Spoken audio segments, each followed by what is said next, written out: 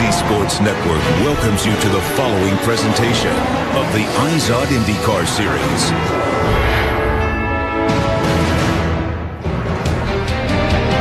For the second day in a row, the stars of IndyCar have literally taken over the streets of downtown Toronto. And thousands of fans have been entering by the iconic Prince's Gate to catch race 2 of this weekend's doubleheader. Scott Dixon, who won yesterday's race and is on the pole today in his attempt to win 3 races in a row. The guy who finished runner-up to him yesterday, Sebastian Bourdais, had plenty of reason to celebrate and looks to hold on to the winner's trophy today. And rivals Dario Franchitti and Will Power, with 5 Toronto wins between them, will look to avoid yesterday's controversy. It's time to welcome you to IndyCar Live, presented by Verizon, where we'll set the stage for race 2 of this Toronto twin bill. This 1 3/4 mile course is located, of course, on the shores of Lake Ontario, and there we are there. We're located in the middle of Exhibition Place at the top of BMO Field, of course home to the MLS soccer team, Toronto FC.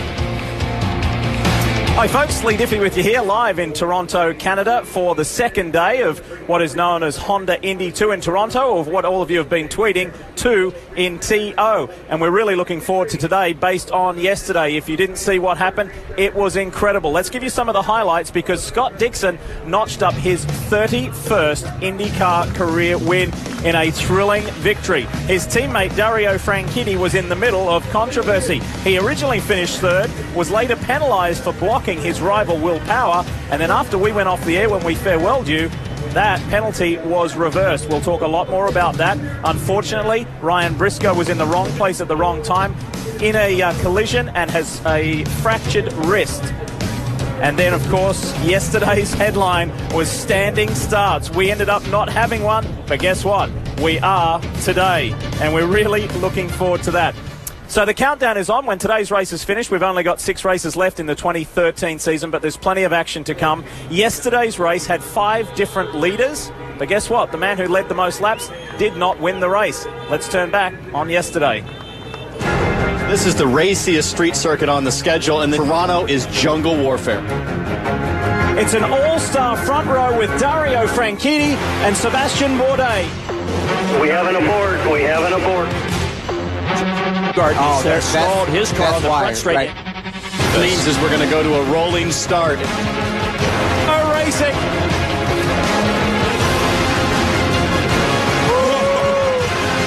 Will Power forces his way down the inside. OTA's forcing the issue. There's no second chances here. Day is out of push to pass. He is completely exposed to Dixon. Blows by Sebastian Bourdais. New race leader, Scott Dixon. Power on Franchitti. Inside goes. Oh no! Dixon gets back-to-back victories. This guy is staging his championship run. Awesome result with Sebastian Bourdais. What a clinic by Scott Dixon. So we're in the middle of a Scott Dixon, Chip Ganassi Racing power run at the moment. But how about Sebastian Bourdais? The Frenchman really needed a result like that. It has been a long time coming. And as we mentioned earlier, Franchitti was 3rd, then he was dropped to 13th, then he went back up to 3rd. If you look a little further down the page, the hometown hero James Hinchcliffe got his best ever Toronto result, and Simona Di Silvestro slipped into the top 10 as well. So much to talk about today, but also about yesterday. Let's start with Brian Till. Brian? Well, Scott Dixon has won the last 2 IndyCar races in a row, including the one here yesterday. Scott, that's moved you to 3rd in the championship. But I think the other thing that you guys have captured is momentum, and it's so hard to do. How important is that in the run to the championship?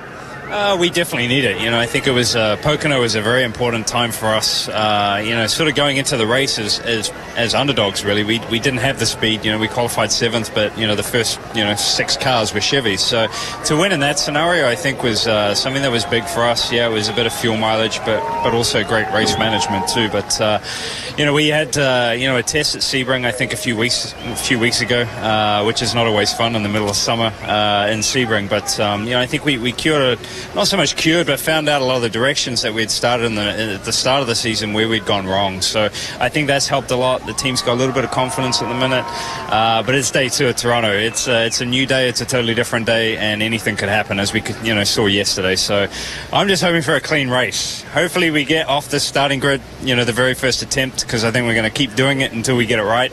But hopefully we stay clean and put on a good show for everybody here in Toronto. And if he can win race number 2, it's a $100,000 bonus to win both of the rounds here at Toronto. This is not the only team with some momentum. Here's Jan Bikas. And Brian, what a turnaround yesterday for Dragon Racing. Sebastian Bourdais led 20 laps, ended up finishing second. But for you, it was emotional. It was like a win. It was like a win. Obviously, everything that happened last year where we couldn't get the results, and this year being just plain slow, finally finding some speed in the car and being able to contend for the lead and finishing on the podium just felt like a win for us.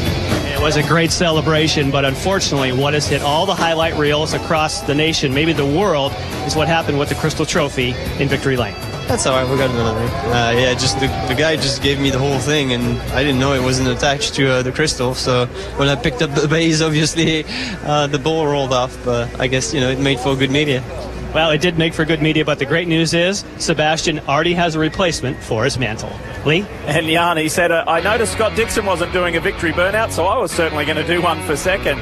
Let's show you the points after 12 of 19 races. Castro Neves is still your championship leader by 39, but have a look at Scott Dixon in third. He made up 3 championship places last weekend in Pocono and 1 yesterday, so 4 places in 2 races. He is the man on the move. Now, that's pertinent to focus on Dixon, 42 points out of the lead, because have a look at this graphic. With the same amount of races left in the season, 7, his teammate Dario Franchitti won the 2010 title. He was second, 42 back. And just last year, Ryan Hunter-Reay was 4th in the championship with 7 to go, and he was 41 back. This is very, very achievable for Scott Dixon to win a 3rd IndyCar Series title. So a beautiful day here in Toronto, but I have to tell you it is hot and humid, more so than yesterday. And you want to talk about rivalries? Have a look at these 2 guys. They continue to clash. Franchitti and Power. Robin Miller will speak to them when we come back. This should be interesting. You're watching IndyCar Live, brought to you by Verizon.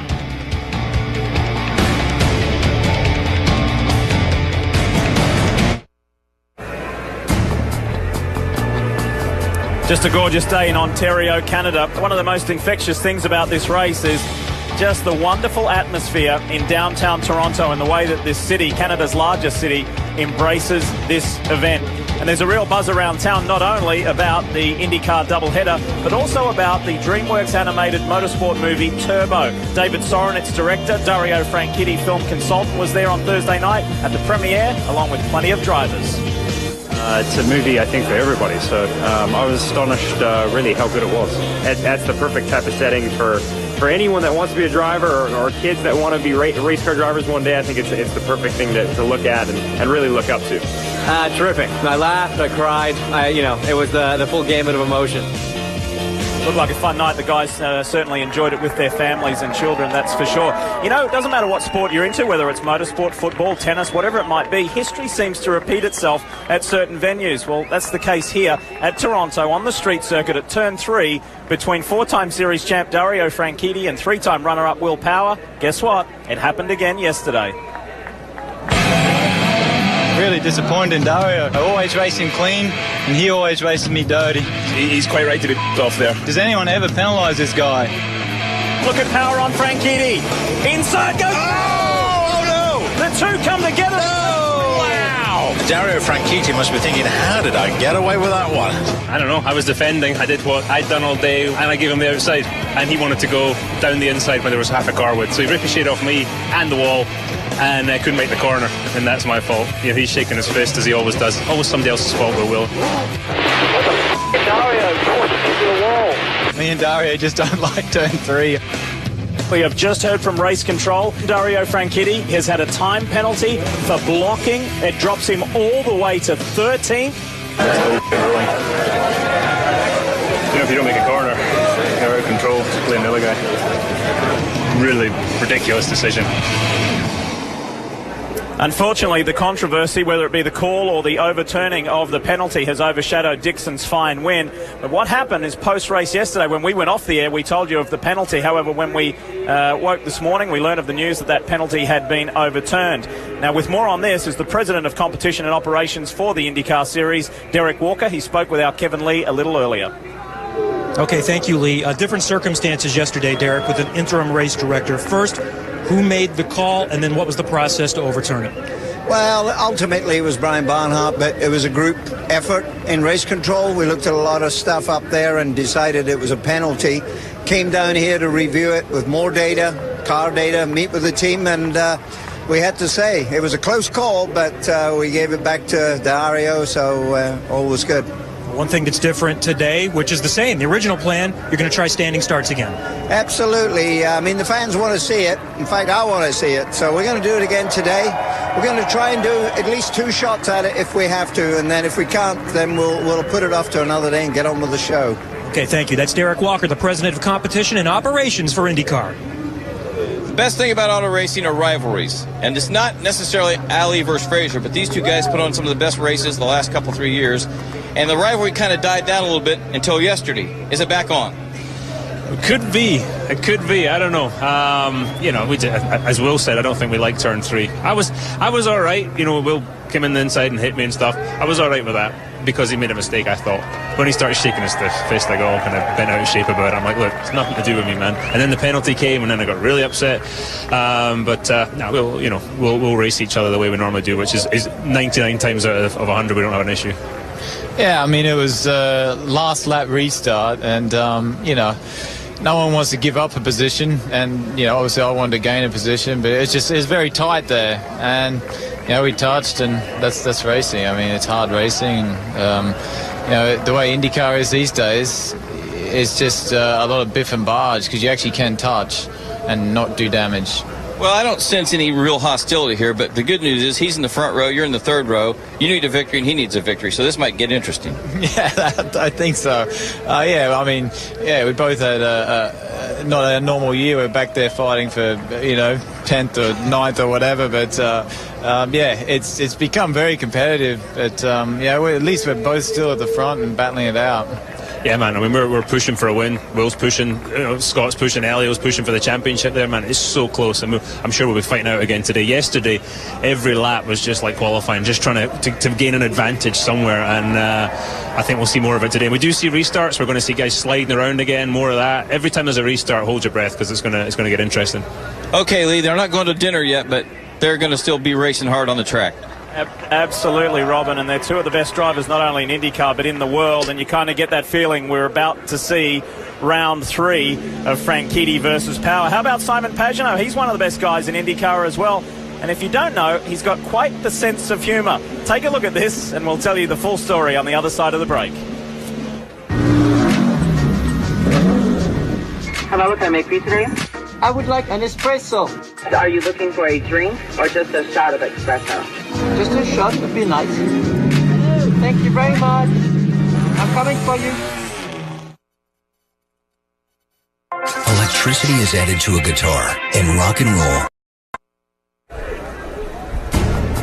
Countdown continues until we see the start of the second race of this Honda Indy 2 in Toronto double-header. And former IndyCar team owners Kim Green and Kevin Savory, who are now promoters, have done a really nice job with this event. There's something for everybody here at the Honda 2 in TO. And if you've never been to an IZOD IndyCar Series race, there's plenty coming up. We're at Mid-Ohio, we're at Sonoma in California, Baltimore, Houston for another doubleheader. If you've never been, head on out to one of the events because there's a whole lot of fun no matter how old you are. There is always something to do. And a quick reminder about the Verizon streaming, and to download the IndyCar 13 app, simply call ** Indy or search the App Store or Google Play, of course, only from Verizon. Simon Pagenaud, we mentioned before the break. Simon will start 12th today in this second race for the weekend. He was last year's Rookie of the Year. He's driven everything from rally cars to high-tech Le Mans prototypes and, of course, his regular job of being an IndyCar pilot. But a couple of weeks ago, the likeable Frenchman drove a Honda Odyssey minivan at the daunting Pikes Peak hill climb, but it wasn't your average minivan. So Chris, this is Frank's pick, man. This is one of the biggest races. We're here with Honda. What do you got for me? Oh, we got something great lined up for you, man. You're really going to love it. She handles great. This one? No. This one over here. The assistance car? Yeah, this is your car right here. This is the one that carries the spare tires, right? Yeah, the one that carries the spare tires. This is your race car, brother. That's a race car? Yes. This is a 550 horsepower Odyssey race car featuring the LMP2 engine from the Le Mans cars. I'm racing a soccer mom's car. How cool is that? This features a Honda V6 with a single turbo. Nice. Like I said, we will get about 550 horsepower. This is retrofitted with a 6-speed transmission out of a TL. What do you think? It's good for the soccer mom. It's good for the daddies that want to have more horsepower and go to school to take their kids to school. Those kids got to get to school. Exactly. I got to say, I was really impressed with the attraction it got, and the smile on everybody's face when they see it is pretty cool. I think a lot of people think it's a joke, but then once you get out there and start turning those times, they see that we're serious about it. That's right. Your Odyssey is going to be an exhibition class, which is the last class, but save the best for last. Well, I've got a long time waiting. I think I'm going to take a little nap.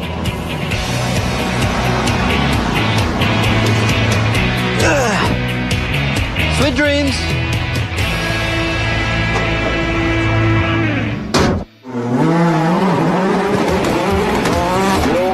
This be the day that Sebastian Loeb sets a new world record on high speed in the 91st running of the high speed. It's going up. And the acceleration of that thing. For the very first time, it just gives you It's gone. Holy 8:13. have concentrated on such little details. That's quick. Like this. Okay, let's go. 7:50 next year. It was quite exciting to see Love doing that time, 8 minute 13, so it's going to be a hard record to beat. Almost out 10.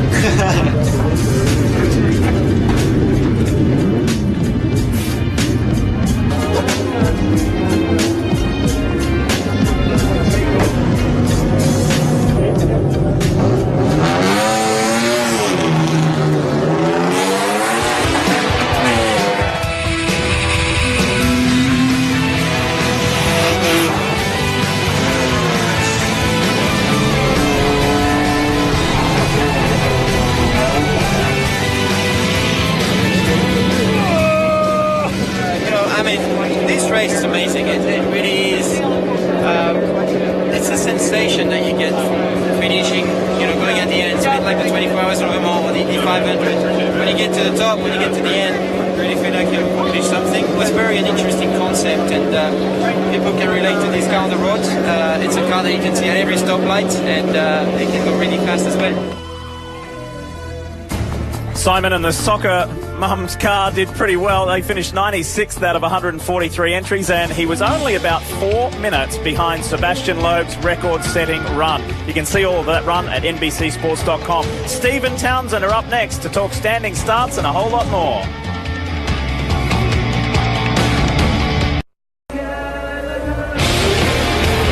If yesterday's IndyCar Series race was anything to go by here in Toronto, you will want to stick around and watch today's second race in this double-header weekend. And we're pleased to say that it's time for GoPro to give us a look at the track with this week's GoPro course preview. It is back by popular demand. You have to see Steve Matchett. Here's our start-finish line. We're going to do a standing start here for the first time ever in IndyCar. Yeah. Race 2.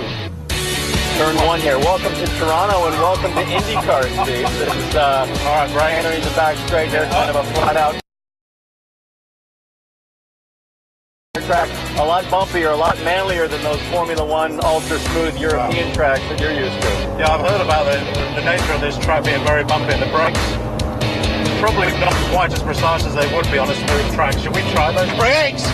Well, this is the key brake zone. This is braking for turn 3. What's really cool about this corner is you can pass on the outside, because if you hang to the outside, you get right here, and all of a sudden you've got the advantage for the left-hand kink approaching turn 5. Yeah, very good. Well, the brakes do seem to be working. Yeah. All right. Well, it's nice to get them up to temperature. And the rear of the car seems to step out quite nicely as well there. So now this is one of the most challenging parts I find right here. This left-hander, you're going to wait on the front end to grab, try to keep it off the wall. It's hard to find where the wall actually right here, right here.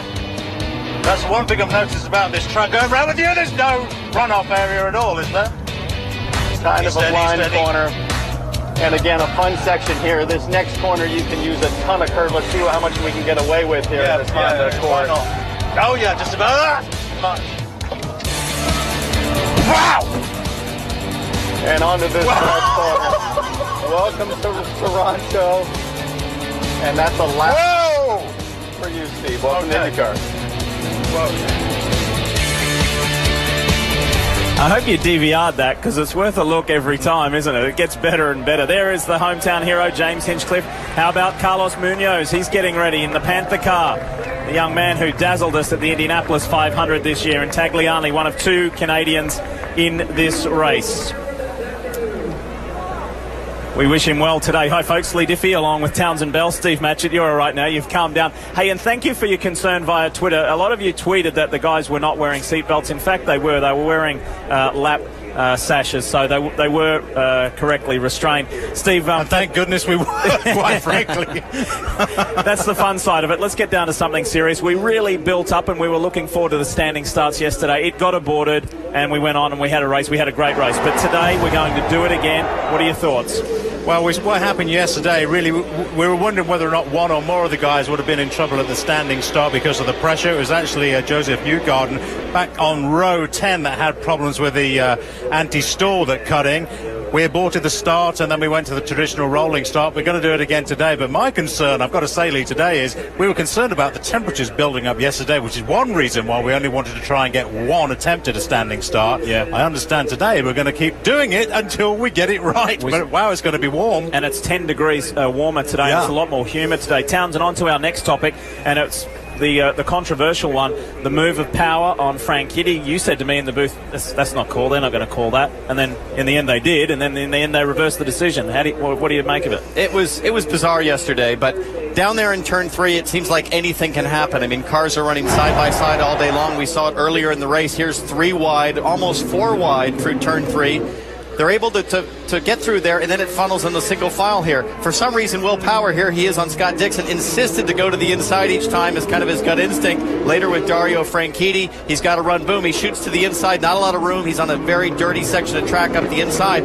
If I'm Roger Penske, I'm going to tell Will Power today, Will, the probability of you making a pass in turn 3 is going to be much, much higher if you go to the outside. Recent evidence has shown that yesterday. So look for Will Power to use all that space on the outside to get the advantage to try to be on the inside for that next left-hand kick. And we're going to tell you a lot more about the standing starts as well. That wraps up IndyCar Live, presented by Verizon. When we'll come back, we'll get the latest news from the boys on the ground. We'll show you the grid, and we will go racing. Standing starts coming up.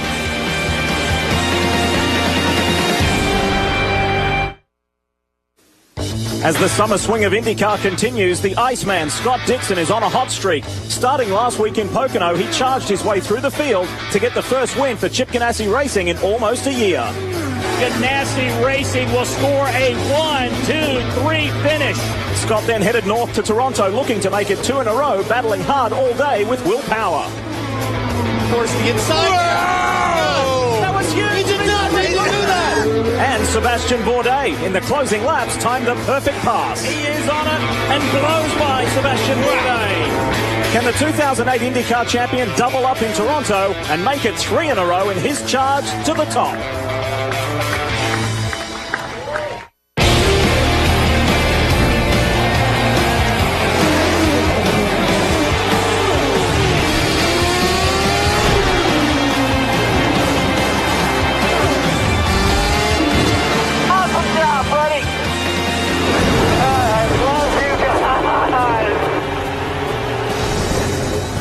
On a gorgeous day in Ontario, Canada, Toronto is looking gorgeous. The country's biggest city is turning on another amazing open-wheel show as we welcome you to the Honda Indy 2 in Toronto, round 12 of the 2013 IZOD IndyCar Series, and we are ready to crank things up.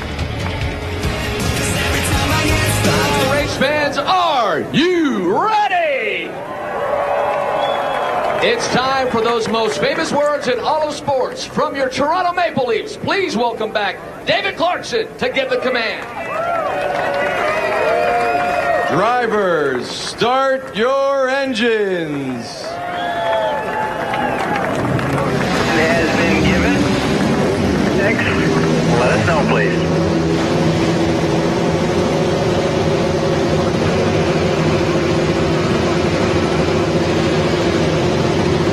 One of the best things about these doubleheader weekends, and this is the second of 3. We've got another one in Houston later in the year. It gives us twice as much to talk about. Let's check in with the boys. Last minute news. Let's start with Jan Beekes. And Eliel Castroneves, of course, leads the championship, and he does so now for 7 races. That's the most races that he's led in a season for the championship. He's done it through consistency, but I think that consistent is going to be, he needs a better than consistent start with willpower the way he's been practicing. Right next to me, Robin Miller. Robin, what you got? Jan, 2 races ago, Ryan Hunter-Reay was 9 points out of first place behind Eliel Castroneves. He's had 2 disasters in a row. If anybody needs a good result today, it's this guy if he's going to win his second state championship, because he's 30 points out of the lead right now, Brian Till. Simona Di Silvestro finished 10th yesterday. 3 of the 4 races she's run here, she's finished in the top 10. They've got a good, strong car. They had a string of races in the middle of the season. They would just as soon forget. They're looking to get back to early season form, Kevin. 21-year-old rookie Carlos Munoz gets a second opportunity in IndyCar. He was the runner-up in the Indianapolis 500. He's here as a replacement for Ryan Briscoe, who broke his wrist yesterday. He's the championship leader in Firestone Indy Lights. Drives for Michael Andretti's team, but they're giving him an opportunity. Another IndyCar start. So far, he's been fast and impressive from what we've seen. Kevin, he was electrifying at the Indianapolis Pole Day and at the Indy 500. We'll see what he can do in an IndyCar on a street course. He is hugely talented, race winner, and as you mentioned, championship leader in Firestone Indy Lights. He's with the big boys and girls once again. We'll see what he can do. Has Hinch got troubles here? James Hinchcliffe. Yeah, we saw him earlier on, just as the guys are getting ready to leave out of the pits. The mechanics still working feverishly away on the front of Hinchcliffe's car. They had the nose off and they had the damper panel off. There you see the nose off the car, and they seem to be working around the front suspension, but clearly they are not finished working on the car. We will follow up on that story now in a short moment, but for now, let's take a more detailed look at this track map. Townsend?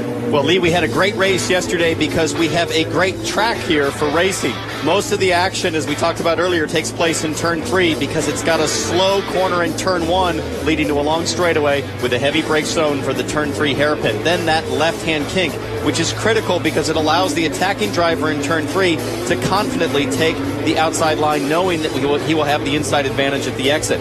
But for outright driving challenge, I always found turn 8 the toughest, a blind kink leading to a very bumpy off-camber brake zone. This Toronto track is a beast. And if you would like to be on one of the IZOD IndyCar Series tracks in this 2-seater, the IZOD 2-seater, you can be. We've got races remaining this year. Simply be a part of Honda's fastest seat in sports sweepstakes by going to shophonda.com to sign up. And you could be sitting behind Ari Leyendijk or Mario Andretti. There it is, the IZOD 2-seater. All right, so we got dramas here. Jan, tell us more with Hinchcliffe. We do, and this is not something you hear about very often. The throttle pedal is stuck for James Hinchcliffe. They're attempting to change that. You can see there's a spare just to the left of the mechanic having both hands inside. That is not an easy fix. This is going to be a long change, unfortunately, for hometown hero James Hinchcliffe. There's no way he's going to make this grid for the start. And yesterday, throttle problems for Joseph Newgarden, who caused that aborted start. He had a throttle sensor problem. So that theme continues. Time to show us the grid. It's an all Ganassi front row. That's a talking point. But guys, I want to get underneath the surface. What are you looking for today based on yesterday, Townsend? Well, I mean, look at a guy like Sebastian Bourdais. Had a terrible season, had a great day yesterday. Anybody can do anything, it seems like, this season. Simon Pagenaud could be very strong today. You've got a hard-charging Takuma Sato who's on probation. I mean, this is the season of uncertainty, Steve. Yeah, it really is. And for me, it's the temperature. I mean, Ganassi have got a great start here. They're locked out the front row of the grid. If we can get this standing start off and underway, the Ganassi car, Dario Franchitti, Scott Dixon, are going to be looking in the pound seats very good. But control of the red tyres. This heat is going to really start to degrade the red tyres very fast. As we saw yesterday, some of the best shots come from inside the cars.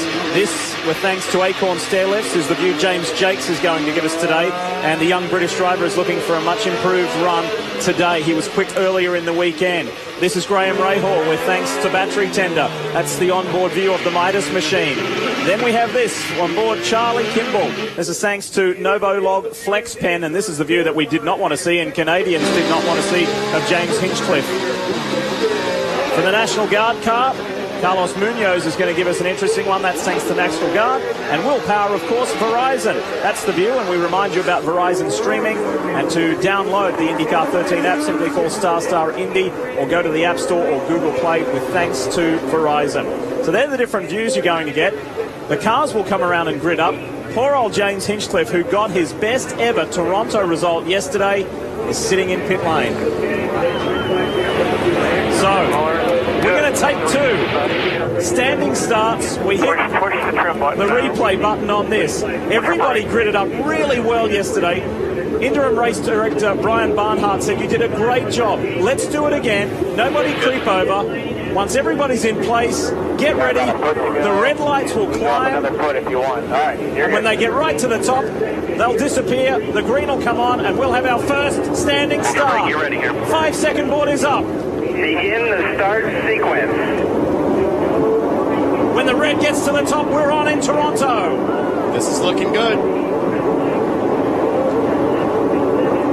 Green for the first standing start in the IndyCar Series history. Somebody stalled. Ed Carpenter having trouble getting off the line. Scott Dixon quickest to the first apex. The Penske boys pounce, though, down into turn one. And Pagenaud gets pushed wide. Well, it looked like a great start from Castroneves with Penske back on row 2. Frankitti's got trouble, front right. There was tyre smoke. Dario's in trouble. Right front wing damage. Right front wing damage is the call from Franchitti. Watching him file here, that's Tony Kanaan to the outside. Dario trying to stay out of everybody's way and limp back to the pits to get fixed. Tagliani with a good start. We understand Ed Carpenter is still sitting on the front straight. And now he's rolling. The words just come through. Carpenter's now rolling. But look at that smoke coming from Franchitti's car. Unbelievable. It looked like he had a great start coming straight off the line there. We got the standing start underway, but now look at that right front tyre. Look at Takuma Sato and EJ Viso. They're going to have to sort it out here in this corner. No way to go too wide through there. And how about Simona Di Silvestro? Great start from Simona as well. She's ahead of EJ Viso. There's the ailing Dario Franchitti diving for pit road now. Here comes Dario. His teammate leads the way. Elio is second.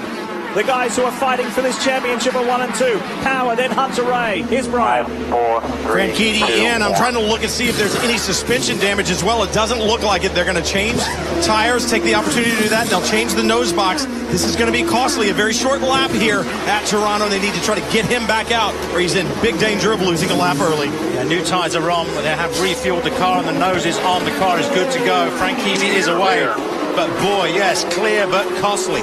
Not sure you can declare any benefit to that for Dario, except for the fact that he's got the red tires off now. Right. If this thing goes green, for a long distance, that could be a little bit of a benefit if you can take anything from that. Same as yesterday, 85 laps, and it is hot and it is humid up here in Toronto for these guys to work. The majority of the drivers, interestingly enough, reporting they felt pretty good this morning. Not too many aches or ailments. Yeah, they say that this morning, but, after 10 or 15 minutes in much hotter conditions, it feels a lot more humid to me. Believe me, they're going to be feeling it. Biggest mover in the pack in these early laps, Mike Conway, the star of Detroit. Viso on the inside of Simona and executes it. Good clean pass.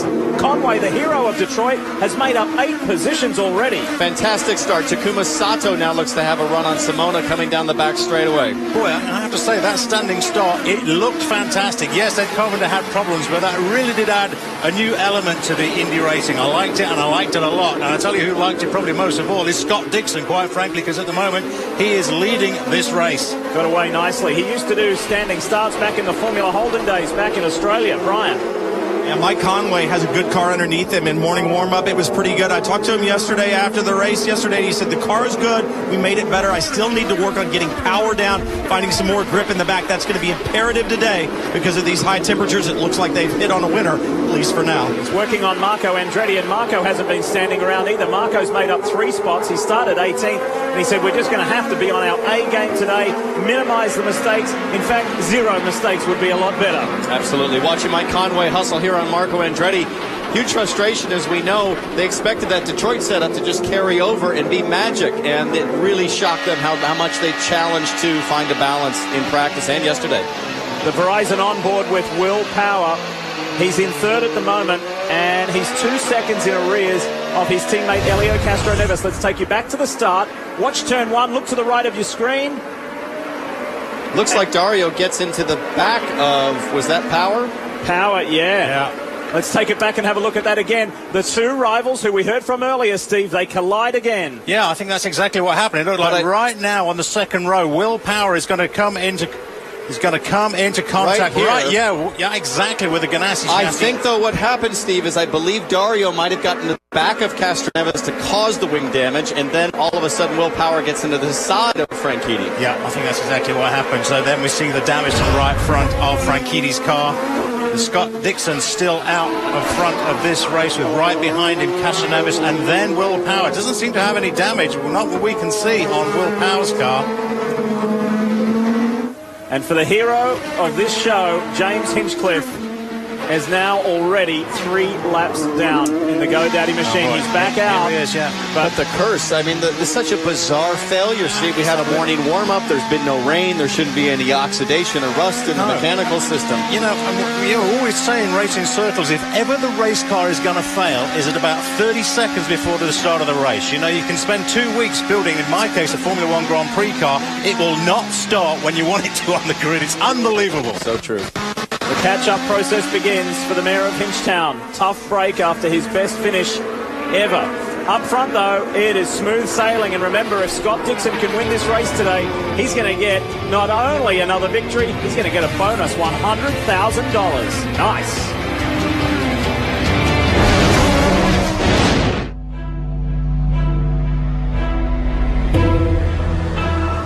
Like metal sticks to a magnet, Chevrolet Camaro ZL1 sticks to the road. With magnetic ride control that responds to road conditions hundreds of times faster than the blink of an eye. Precision handling, born from precision thinking. That's American ingenuity to find new roads. Water was boring, so we changed it into a drink you can flavor your way with Mio. Add it to water, flavor it the way you want. Nothing's exploding. Let's change that. Mio is awesome. The command has been given. Row 1, let me know. Row 1 on. Live in-car cameras. Race car rolling. 4-in-1 Mosaic. Having your heart race as fast as theirs. Here we go. Big good green. That's powerful. Download IndyCar 13 now, only from Verizon.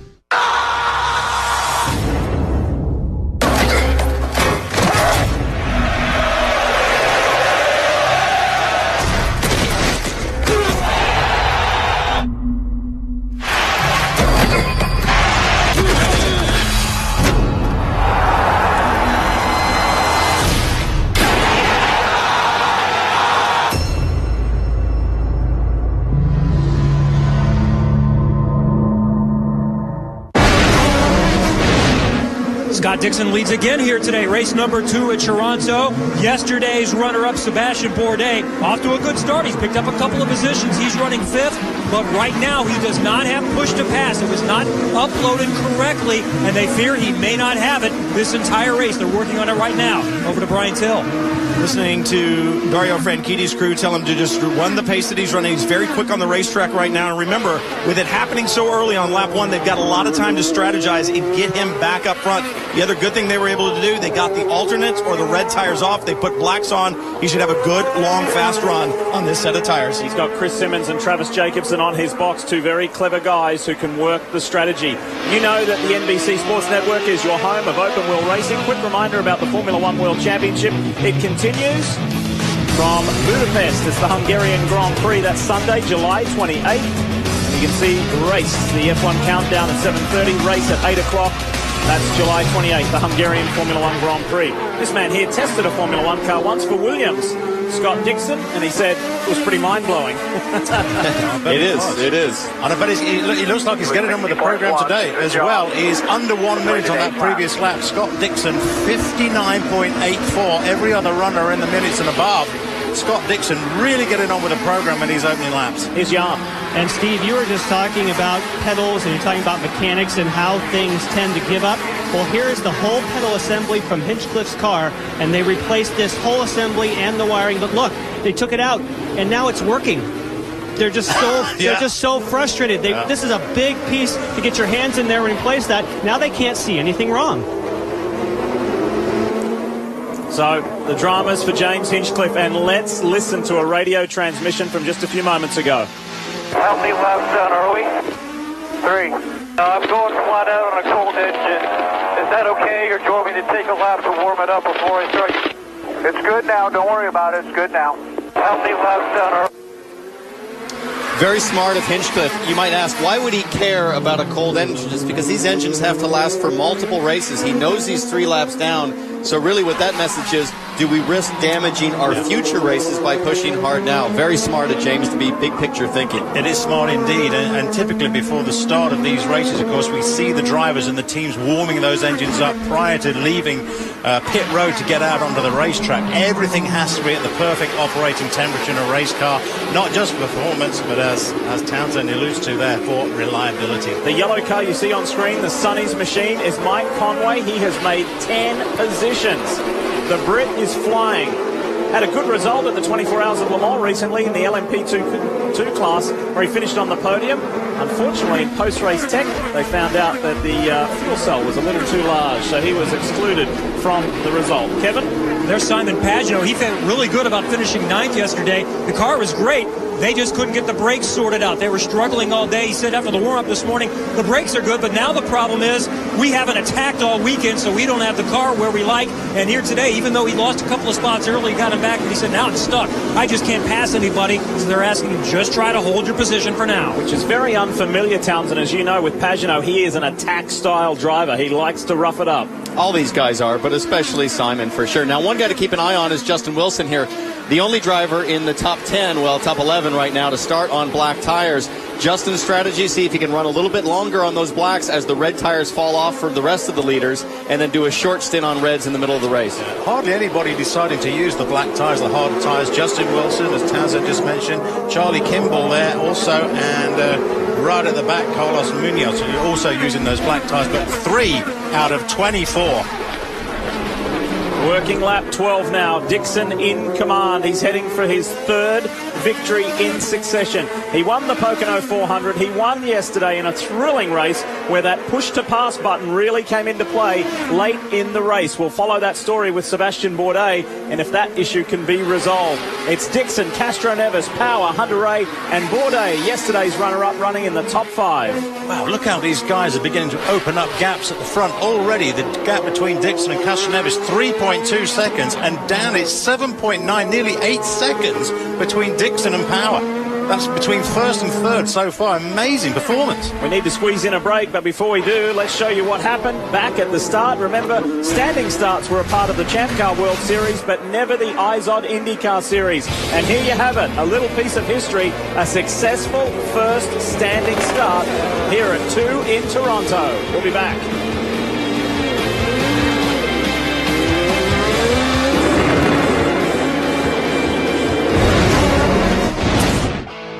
What if Bud Light created the world's biggest stage?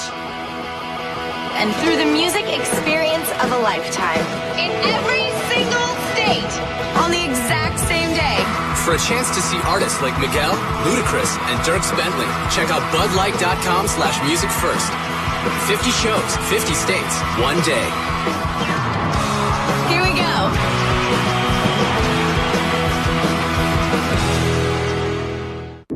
Introducing a car company that's never made a single car.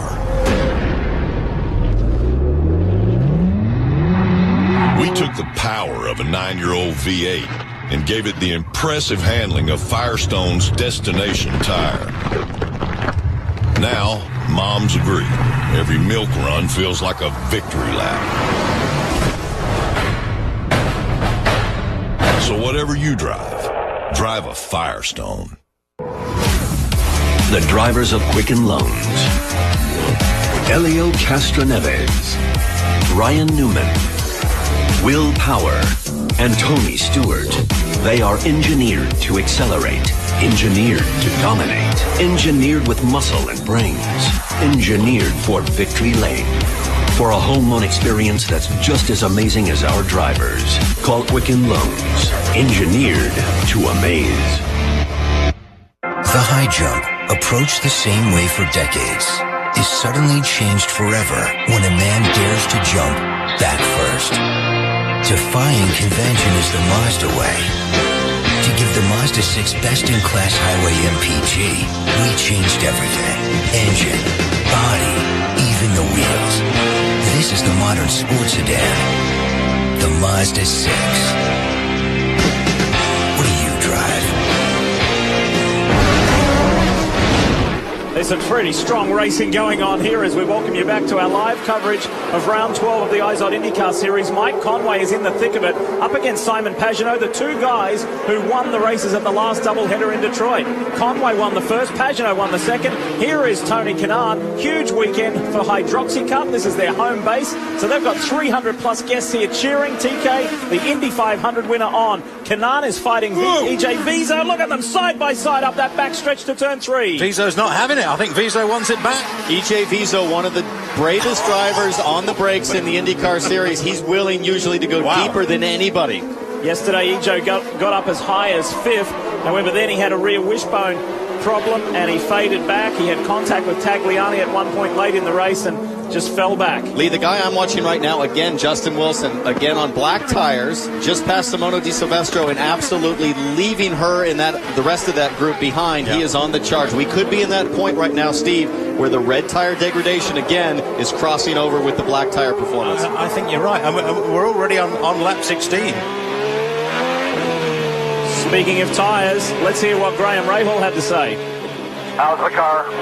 Just losing grip overall. It's a bit loose, but more overall grip loss. Okay, a couple more laps. Hang in there, hang in there. And Graham is running in 18th at the moment, chasing out after Joseph Newgarden, who's chasing Charlie Kimball, Marco Andretti, Vautier, Conway's 13th, Pagenaud's 12th. Let's talk more about Rahal. Lee, I talked to Bobby Rahal before this race. He said maybe 12 laps is what we're expecting before they fall off. And when they fall off, it's like falling off of a cliff. The performance goes drastically away. We saw that yesterday with Dario Franchitti. Then he smiled and said, some days it's good not to be a race car driver. No, it's interesting you should say that because that's exactly what we're talking about this year in Formula One with the Pirelli tyres falling off that cliff where all of a sudden the tyres just fall away. The performance is gone almost instantly. And Townsend, looking at the gap now between Dixon and Castroneves, 4.2 seconds and 10 seconds the gap to power. I'm wondering whether or not is Dixon really looking at the gap, is Castroneves protecting his tyres against Dixon? Because we've seen that again with Pirelli tyres. I'm still learning how these Firestones work, but to me that gap seems amazing. I don't think there's any part of Castroneves or Will Power that are used to managing tire, and they're pushing. They're watching Dixon disappear into the distance, and I just think that shows us how much better Dixon's car is. Yeah. I mean, he was so strong yesterday, and obviously nothing's changed today. Look at this. Takuma Sato, Tony Kanaan. That is for 7th place, turn 3. It's always a hot spot here at Toronto. Something you don't notice on TV is the climb uphill to that turn 5. It's quite dramatic. Yeah, we noticed that earlier today as turn 5 really has some elevation that's going to allow the drivers to brake a little bit later, braking against the face of that hill.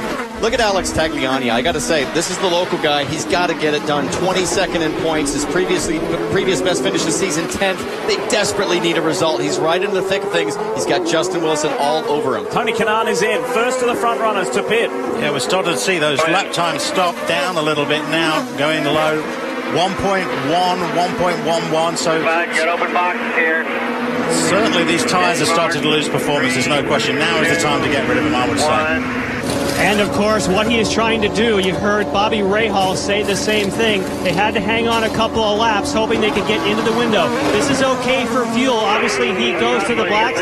That is clean. So I would expect we'll see a lot of people on the red tires that are falling off the cliff are going to hit the pits anytime soon. So stay close to your TV.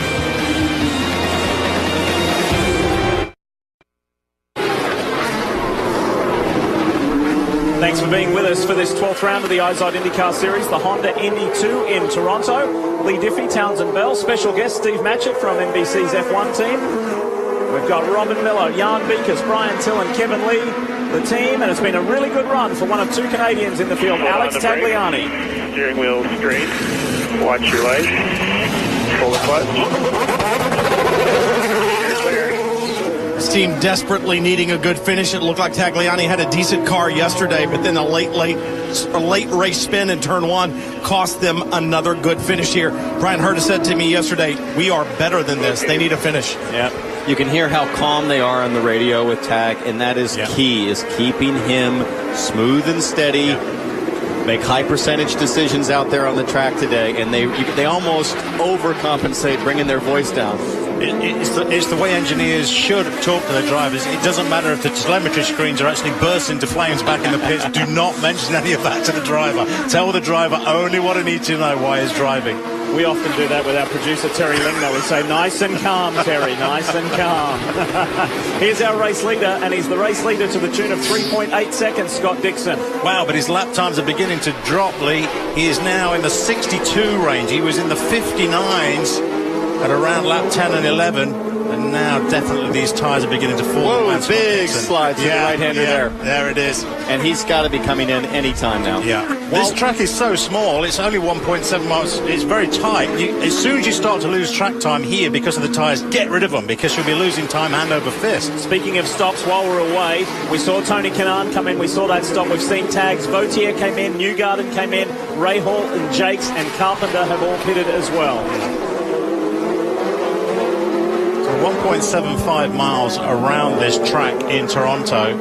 Fuel being burnt off, well, I would say somewhere about half a gallon a lap. So about 3 pounds in weight is being burnt off per lap on these cars, which should, in theory, make them faster. But then you also have to factor in the degradation of the tyres. So that's what's causing the cars to go slower, despite the weight advantage through burning the fuel. The two Detroit winners, Pagenaud and Conway, are in.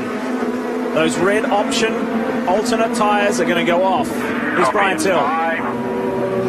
Should be a normal stop to go into the blacks. Remember, we said that they tried to find more grip in the back end of this car. They've obviously done it. Conway was flying. And Pagenaud was able to get off the reds onto the blacks, taking a little longer, and they're going to have to go back. They had a problem at the rear of the car, so a costly couple of seconds for Simon Pagenaud. Still able to get out in front of Conway, though.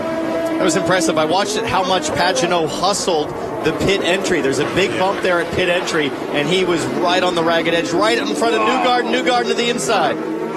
After the race yesterday, we saw and spoke with Joseph Newgarden, and he said, I couldn't believe it when we had that throttle sensor problem. He said, I didn't stall. I just didn't want to be that guy who caused the aborted start. He said it was so embarrassing. In the drivers' meeting today, he was apologizing to everyone, and nobody had Now any watch this, feeling. Graham Rahal side by side. This is a flip-flop of what happened yesterday with Vautier. Conway wisely yielding the position to Graham. Graham Rahal, who needs and desperately wants a good result. Good job. Let's just get off these corners here. We know what he can do. He's done so much in IndyCar, and he's only 24. Relatively high suspension travel on the rear of these cars as they try and cope with the bumps around the street track, because it is anything but smooth around here, Townsend. That's right. It's, you're racing, fist to fist with these guys, and you really have to manage the surface differences as well. Not only when you're on the racing line, but when you go side by side with another car, you have to keep in mind the variable surface of that offline maneuver. Race leader is in pit lane. Kevin. Scott Dixon has a clean in. He'll have a clean out. He's been leading by more than 3 seconds. The car has been as close to perfect as it's going to get. They have used their reds up, those scuffed reds, onto sticker primary black tires. That is a great stop, under 8 seconds for the number 9 target team. Yeah, it's very good. About 6 seconds of fuel delivery, and I think they were waiting on fuel delivery time. 6 seconds of fuel delivery around here, maybe about, 30 laps? 25 to 30 laps. Simona Di Silvestro. Simona likes her car a lot better than yesterday. It actually got much better as the race went along, and she was pleasantly surprised where she ended up. Like most, she started on the alternate red softer tires to make sure she got a good start on that standing start. Now back to the primary black tires, and a pretty good stop for Simona. A disastrous pit stop here for Saavedra. It almost looks like they were trying to plug his helmet in or something. He was asked to be, the team asked race control to black flag them. Brian, tell us more. Well, Barrett Narain, his crew chief, had been calling him for the last 15 minutes, and obviously his radio was not working, so they actually had the officials black flag him to bring him in, and when they did that pit stop, they got that radio plugged back into his helmet. Elio Castro-Neves. Interesting to see Scott Dixon lead the opening 23 laps of this race, and Elio comes second. You know why? Look what happened in morning warm-up this morning for the guys who have been in the top 2 positions in this race. Watch this. Elio had just come out of pit lane, and he said, and Dixon told me he blocked me straight away, so I had to show him that I was not pleased. Yeah, Dixon clearly demonstrating, listen, I'm the king this weekend, pal. Don't get no funny business with me. I'll show you. He said, what's that? It's morning warm-up. What's the blocking about? He said, so I immediately had to show him. Here's Marco Andretti. He's made good progress in this race. Made up 4 positions. There's his first stop done. It's a nice clean stop, and I like the way that the gunman throws that gun away from the front of the car. Some of these stops, we've seen it where when the gunman wants to clear the wheel gun away to be pulled over the pit wall, it still lands in front of the right front tire. You've got to throw it further than that. Elio Castro-Neves is now going to make his service. Of course, anytime you can go farther, go longer on your stint, they take a little wing out. That was quick. Wow, very nice. That was under 8 seconds for Castro-Neves. Sebastian Bourdais has moved up to 4th with Dixon coming in. It's been a solid start for Sebastian Bourdais, who still has a little more understeer than he would like. This is a really good stop for the TrueCar McAfee Dragon team. Where did Castro-Neves come out in front of Dixon? No, he didn't. We've just heard word that Dixon got by. On board with Will Power now, still waiting for him to stop. Dixon had about a 3 to 4 second gap there before the pit stop. That gap maintains about 4 seconds right now. Here we go. There's Dixon on the right, and there's Castro-Neves exiting pit lane behind James Hinchcliffe. Yeah. So it was a comfortable margin in the end to Dixon. Steve, one thing that surprises me is Will Power staying out this long. His lap times have dropped down to 1:03. I mean, he's losing pace. He's losing time hand over fist. So, although his name is at top of timing and scoring now, he is leading this race. When he comes into the pits with everybody that's changed tyres and are now setting competitive lap times, Will Power is going to be in trouble after his stop. Hunter Ray comes in, and Jan, we'll be watching the exit, won't we, after 2 fails yesterday? Yes, we will, and they found that was a sensor problem for Ryan Hunter-Reay that was affecting the clutch. He goes to sticker set for him, and now this is what we get to find out. Is that repaired? Oh, yeah, it's repaired. Another one under 8 seconds. At the same time, Will Power setting up to come in next lap around. Got a car. Got Bourdais coming right now. Yeah, still shocked they're staying out that long, Steve, simply because Dixon's only 8 seconds behind Power, and Power has to stop. Right, exactly. Yeah. Nice work from the DHL team to get Ryan Hunter-Reay out ahead of Sebastian Bourdais. Here's our race leader, temporarily, Will Power. On the reds, it's time to get them off and go to the primary black wall tyres, the harder compound tyre, and this is pit entry. Watch the speed limit. Watch the speed limit. Here's Tim Cindric on the radio. All alone. He will talk him in, and one thing I see right away that's different is that he's going with a scuff set. He is not going with stickers. 3, 2, 1. Always counting into the box. There is a bit of a delay on the radio. No changes on the front wing, so it's all waiting for fuel. It's taking a little bit longer. That's over 8 seconds. In fact, just about 9 seconds for Power, so he lost about a second and a half to his rivals. EJ Vizo in the background in the Sitco machine as well. He is done. And you see there, that's where Will Power cycles out ahead of Ryan Hunter-Reay and Sebastian Bourdais. And Kanaan and Vizo, they resume their battle that they had earlier in the race. This is great stuff. Watching the push to pass here. Vizo is on the button. Kanaan is on the push to pass button. Here we go. Hunter-Reay is on the attack with Power. Power is on his outlap. And you can go side by side, but you can't squeeze through because you see the wall, it kicks out there. You've got to have a stronger position. Bourdais growing impatient now. He wants a shot at Hunter-Reay.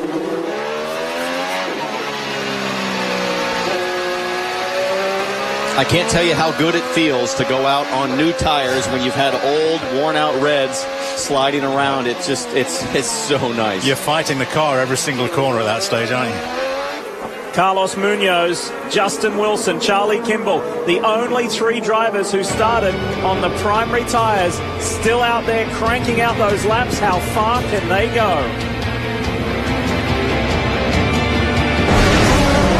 I don't drive a race car every day, but when I do, it has to be ready. At the race shop or at home, that means Deltran Battery Tender.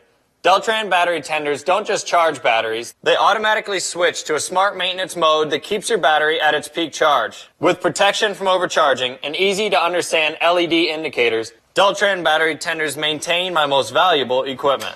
If you can't start it, you can't drive it.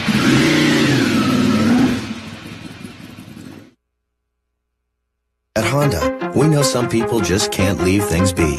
They wonder how much faster this thing could go. What if it weighed less or turned sharper? They know that things can always be better. We count ourselves among those people. Introducing the quicker, sleeker, smarter, best Civic Si yet, made possible by Honda. Honda, proud partner of the IZOD IndyCar Series. When you pay too much for cable, you feel powerless. When you feel powerless, you want to take the power back. When you want to take the power back, you take karate. When you take karate, you want to use your karate. When you want to use your karate, you become the fist of goodness. When you become the fist of goodness, you run along rooftops. And when you run along rooftops, you fall into a dinner party. Don't fall into a dinner party. Get rid of cable and upgrade to DirecTV. Call 1-800-DirecTV. Give me your street circuits, your ovals. Give me your road courses and your cathedrals of speed. Give me drivers who live to put it all on the line and cars unlike any other. Because this is America, and here we race IndyCar. Sunday on the NBC Sports Network. Wrapping up the first round of pit stops, Charlie Kimball is the last to pit. He had worked his way from 15th up to 3rd. Second day in a row, he's been the last to come in the first time. They're getting great mileage. Charlie Kimball's stop there was fantastic, and what really impressed me was the dedication, the accuracy of the fuel hose going on. It was bang on, delivered the fuel, not a split second wasted. 9 times out of 10, that fuel insert and remove is going to dictate the pit stop time. Yeah. Look at the impatience here. That's a fiery little group there. Let's relive this pit stop. Watch this nozzle go on. There's no hesitation at all. Bang! Look at that. That's the way to do it, son.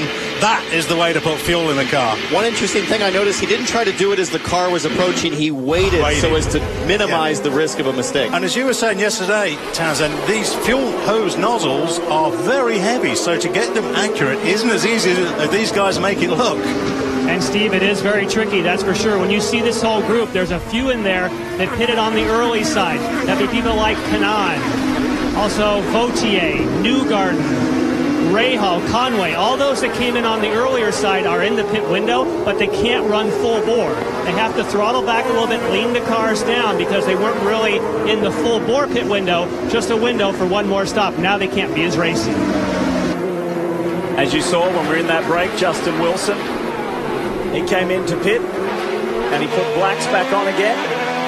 So he'd go for another 30 laps. Can he get 25 laps out of a set of reds? Gonna have to try. Let's ride with Graham.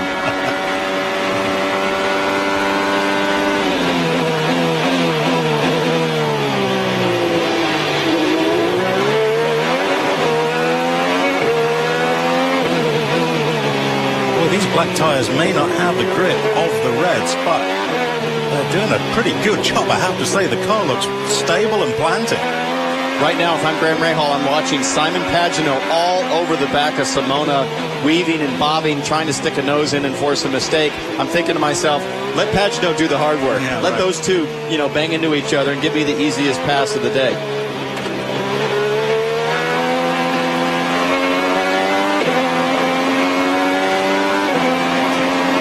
Focus forward. And up front, Scott Dixon is clearly in command of this race. He has a 7.7 second lead over Helio Castroneves. Another 7.7 seconds further back is Dario Franchitti. That's what it looks like. It is smooth sailing for Dixon. Where's the rest? Oh, there they are. That's right. This is Dario, yep. So he, remember what happened on the opening lap, collision damage. He came in, Brian, and he's been running well since, but it's going to be a long old day for Franchitti. Yeah, they're going to have some luck of some yellows and stuff like that to use some strategy to get him forward. He has been on the radio talking about the left rear going away. Remember, they burned down those reds early yesterday. This car perhaps not being as kind to the tires as they needed to be, especially in the heat today. And exactly as I was talking about, those who had pitted early, like Tony Kanaan, are now needing to come in on the earlier cycle.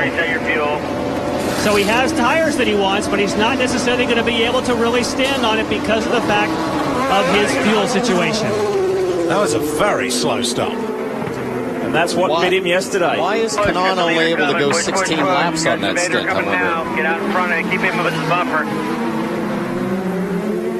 So the Hydroxy Cup machine goes out, and here's our race leader. He has lost half a second in that last lap to Helio Castroneves. So Helio turned in a good time last time round, and we'll continue to update you on that.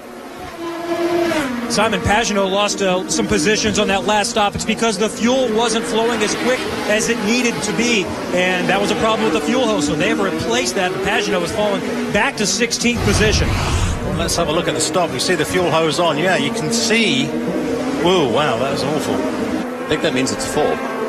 No? Oh, it's flowing back. It may have been going back through the hose and flowing back through the hose, through the vent of the hose, but not going into the car valve. These rigs are not pressurized like they used to be in F1 a few years ago. They are gravity fed, and we're only allowed a limited amount of fuel. So as the race wears on, with each stop, the fuel flow rate becomes slower and slower because the lack of gravity action on the fuel. Kanaan has troubles. We're hearing he may have hit the wall. Look at that right rear. He collected the wall this morning at turn 10 in the morning warm-up. And he said, it just got away from me. Tony's suspension's broken. Yeah, you can see that. The rear leg of the top wishbone. Look at this. Look right at the top of your screen. Bang. Oof. Last corner onto the front straight. Out of the pits, cold tires, full tank of fuel, pushing hard to try to make up lost ground. There's Jimmy Vasser. Boy, the rear suspensions on these IndyCar chassis, they are very strong and robust, steel and not carbon, but when you hit a wall like that, they will bend. Nice to see Jimmy Vasser up and about after an overjump in his Stadium Super Truck debut. We saw him the other night, and he was awfully sore, but good to see him up and about. He said, Robbie Gordon told me to give it some throttle over the jump, and he said, I was hitting the rev limiter in midair. He said it was fun for a moment until I landed.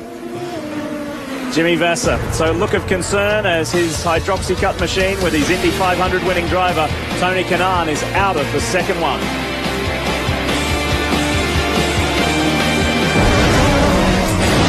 A way to see the unseen, leading to radar, forever providing early warnings and safer journeys. The conviction to create a safer journey is the Mazda way. The Mazda 6 uses radar, lasers, and sensors to detect objects and even apply the brakes for you. Introducing the modern sports sedan, the Mazda 6. What do you drive?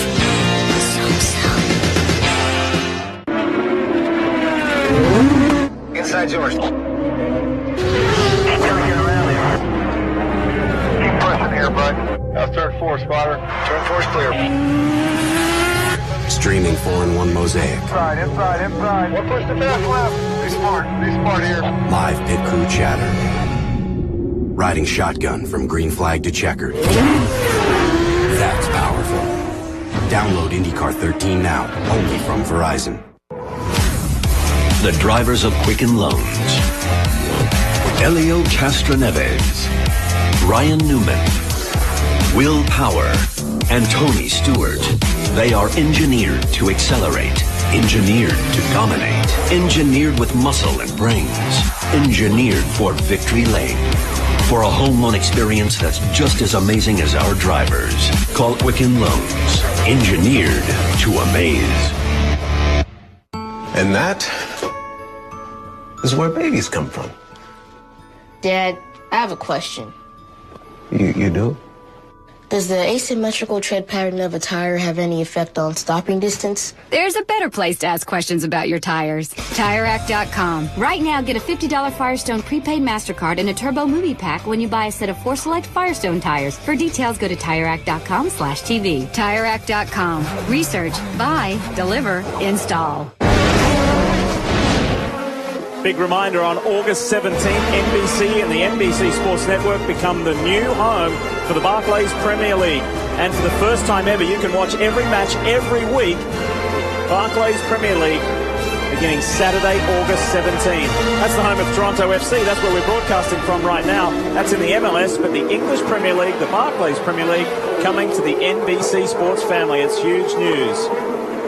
As we welcome you back to the streets of Toronto, this is Simon Pagenaud chasing Simona Di Silvestro for 15th place. Now, Lee, the last couple of laps, Simon has gotten very creative here. Right here in turn 1, Simon will swing wide. He puts his left front on the asphalt for a little extra grip, squares off the exit. Look at the run he gets on the back straight. Can he pull it off this time?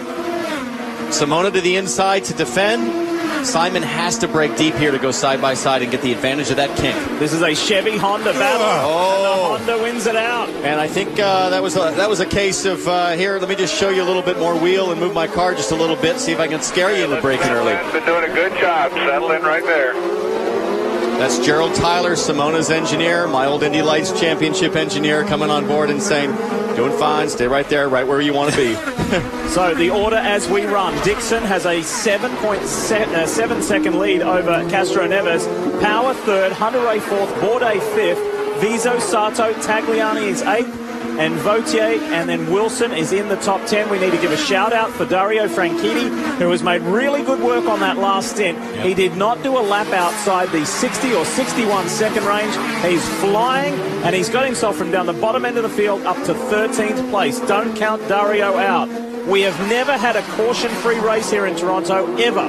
So you've got to bank on at least one, otherwise we're going to create a little bit of history. He's going to have it. I mean, track position's so critical. He is 13th. He is flying, but he's got a whole bunch of guys to get by.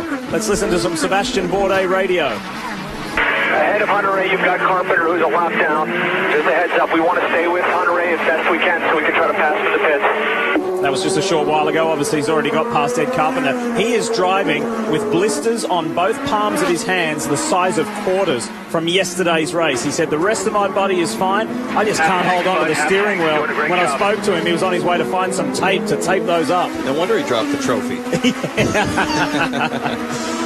Oh, poor guy. After battling all day to lose the glass like that. Luckily, they got him another one. Well, if you didn't see that yesterday, we'll show you that in just a moment. It was quite, well, it wasn't funny that the nice trophy got smashed, but it was kind of an awkward moment. He felt bad. Here it is. This is for his fine second place. Oh. Oops. Apparently somebody yelled out, "Catch it, Dario," and Dario didn't know what they were talking about. he couldn't react fast enough. He's fast, but not that fast. But it's not funny. It's not funny. No.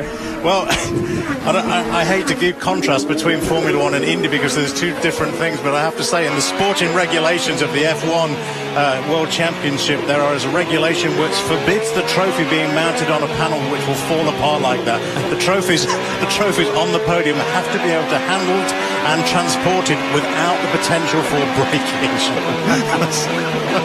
That's F1 for you. It's just crazy. Watching Conway and Graham Rahal go at it. You know, Graham Rahal has had his struggles this year, especially in qualifying pace. But, man, the guy races hard. He doesn't give up. He's absolutely wheeling it.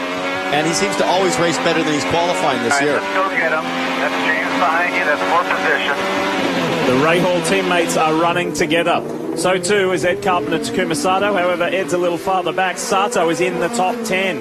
Takuma, who was on a 5-race probation, yesterday being the first, today the second, and 3 more after this, is running in 7th. We haven't seen him that high for a while. That's a good sign. Here's our race leader, Scott Dixon, 5.9 seconds out in front. That's come down from 7.5. So Castro Neves is eating into the Kiwis' lead.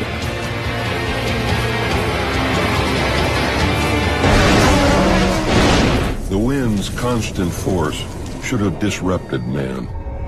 Instead, man raised a sail and made farther his battle cry. The new Ram 1500, Motor Trend's 2013 Truck of the Year, the most fuel-efficient half-ton truck on the road, achieving best-in-class 25 highway miles per gallon. Guts, glory, Ram. Your car may have been born in 1997, but give it a new set of Firestone tires, and it could feel like it's fresh off the lot. Whatever you drive a Firestone. Water was boring, so we changed it into a drink you can flavor your way. With Mio, add it to water, flavor it the way you want. Nothing's exploding. Let's change that. Mio is awesome! What if Bud Light created the world's biggest stage? And through the music experience of a lifetime. In every single state. On the exact same day. For a chance to see artists like Miguel, Ludacris, and Dierks Bentley, check out budlight.com/music first. 50 shows, 50 states, one day. Here we go.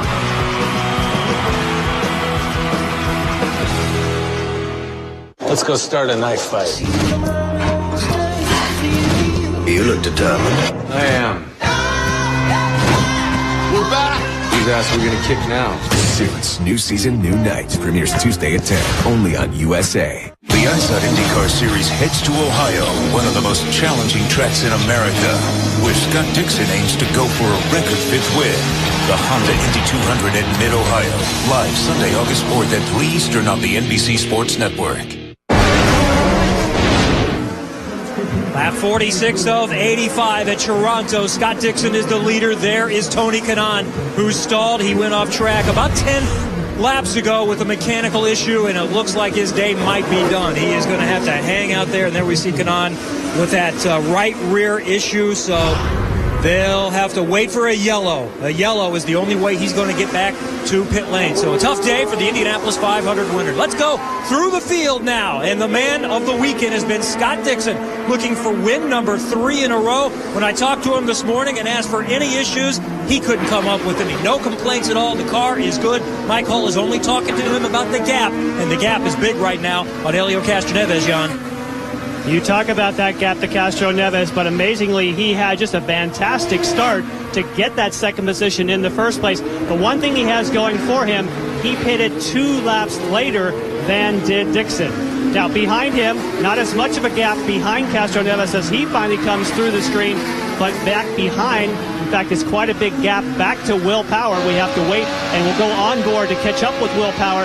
He pitted another 2 laps after his teammate Castro Neves. A nice start for him as well, but they're really going to need some kind of yellow to be able to close these big gaps up.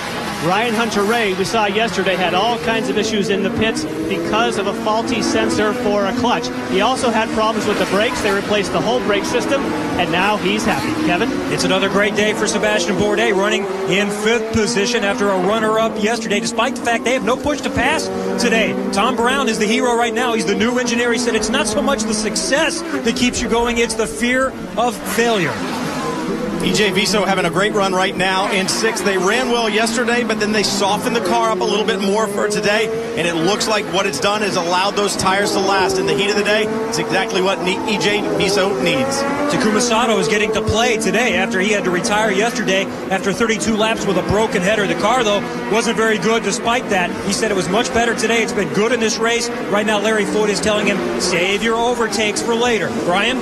Talking about needing a good finish. We talked about Alex Tagliani Tagliani earlier. He and his Herta Motorsports team, they need to finish well. Tagliani more races here than any other IndyCar driver at 12, and he needs this one to be a good one. Justin Wilson, though, is on a charge. They settled the rear end of the car down after the morning warm-up. He was really concerned about rear tire wear, and it seems they've gotten a handle on it because Wilson having a great run right now. Marco Andretti follows right behind. He's trying to close, and he has a lot of heat from behind. You may have noticed, and yes, that's Dario Franchitti that's closing in on Marco Andretti. Marco tried some different settings on the car for areas like that, where you hit the curb, said it didn't work in the morning warm-up.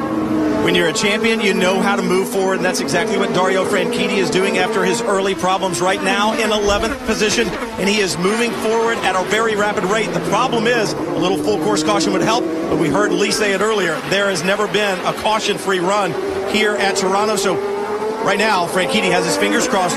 Joseph Newgarden having a good run as well, but he needs a little bit of overall grip. Talking to his crew just a little while ago saying we need to lower some tire pressures on this next stop. Pretty solid day for Charlie Kimball so far. We see him there now in the orange and blue car from 15th through 13th. He is going to have a set of reds for the last stint. That's been the game plan. We mentioned they went longest on the first stint. They want to make a short stint for those reds in stint number 3. Kimball may be running on reds, but Mike Conway is going to be going to blacks on his next stop, and this is good stuff out on the racetrack as you see Joseph Newgarden having a good fight, I should say, with Charlie Kimball. Good tight racing down there further down in the pack, isn't it? That's 12th, 13th. Mike Conway is in 14th, still the highest mover in this field today, making up 9 positions from his starting spot. Marco Andretti, the next best, who's fending off Dario here. And Marco made up 7 from his starting position. But you got to watch for this number 10 target, Chip Ganassi car, the 4-time series champion. Dario Franchitti continues his forward surge. A caution here would do wonders. It would do wonders, but it's going to do wonders for a lot of people in this field. A lot of those guys that pitted early on the reds to get onto the blacks are going to be in huge trouble if they don't get a yellow. I'm seeing several guys, they're going to have to make a third stop for a splash and go if they don't get a caution. Graham Rahal pits. Zero fuel. Hear the radio communication, zero fuel, and it'll be black tires. They're looking for a good finish. They softened up this car. It should be a good one. And did you see the pass there? Franchitti on Andretti. Done and gone. So both Rahal cars are serviced and sent. That's Graham Rahal in the front, James Jakes in the Acorn stairlifts machine. So Dario takes another one off his list. And he is now in the top 10 after being at the tail end of the field. Super impressive. We know how strong the Ganassi car is here this weekend, but to have such a clean and strategic run like a surgeon through this field is just amazing. It's the reason he's a champion. For Dario, yeah, absolutely. To cope with the stress, to keep his head in the game and just keep working, pushing and pushing through these back markers to make that time is incredible.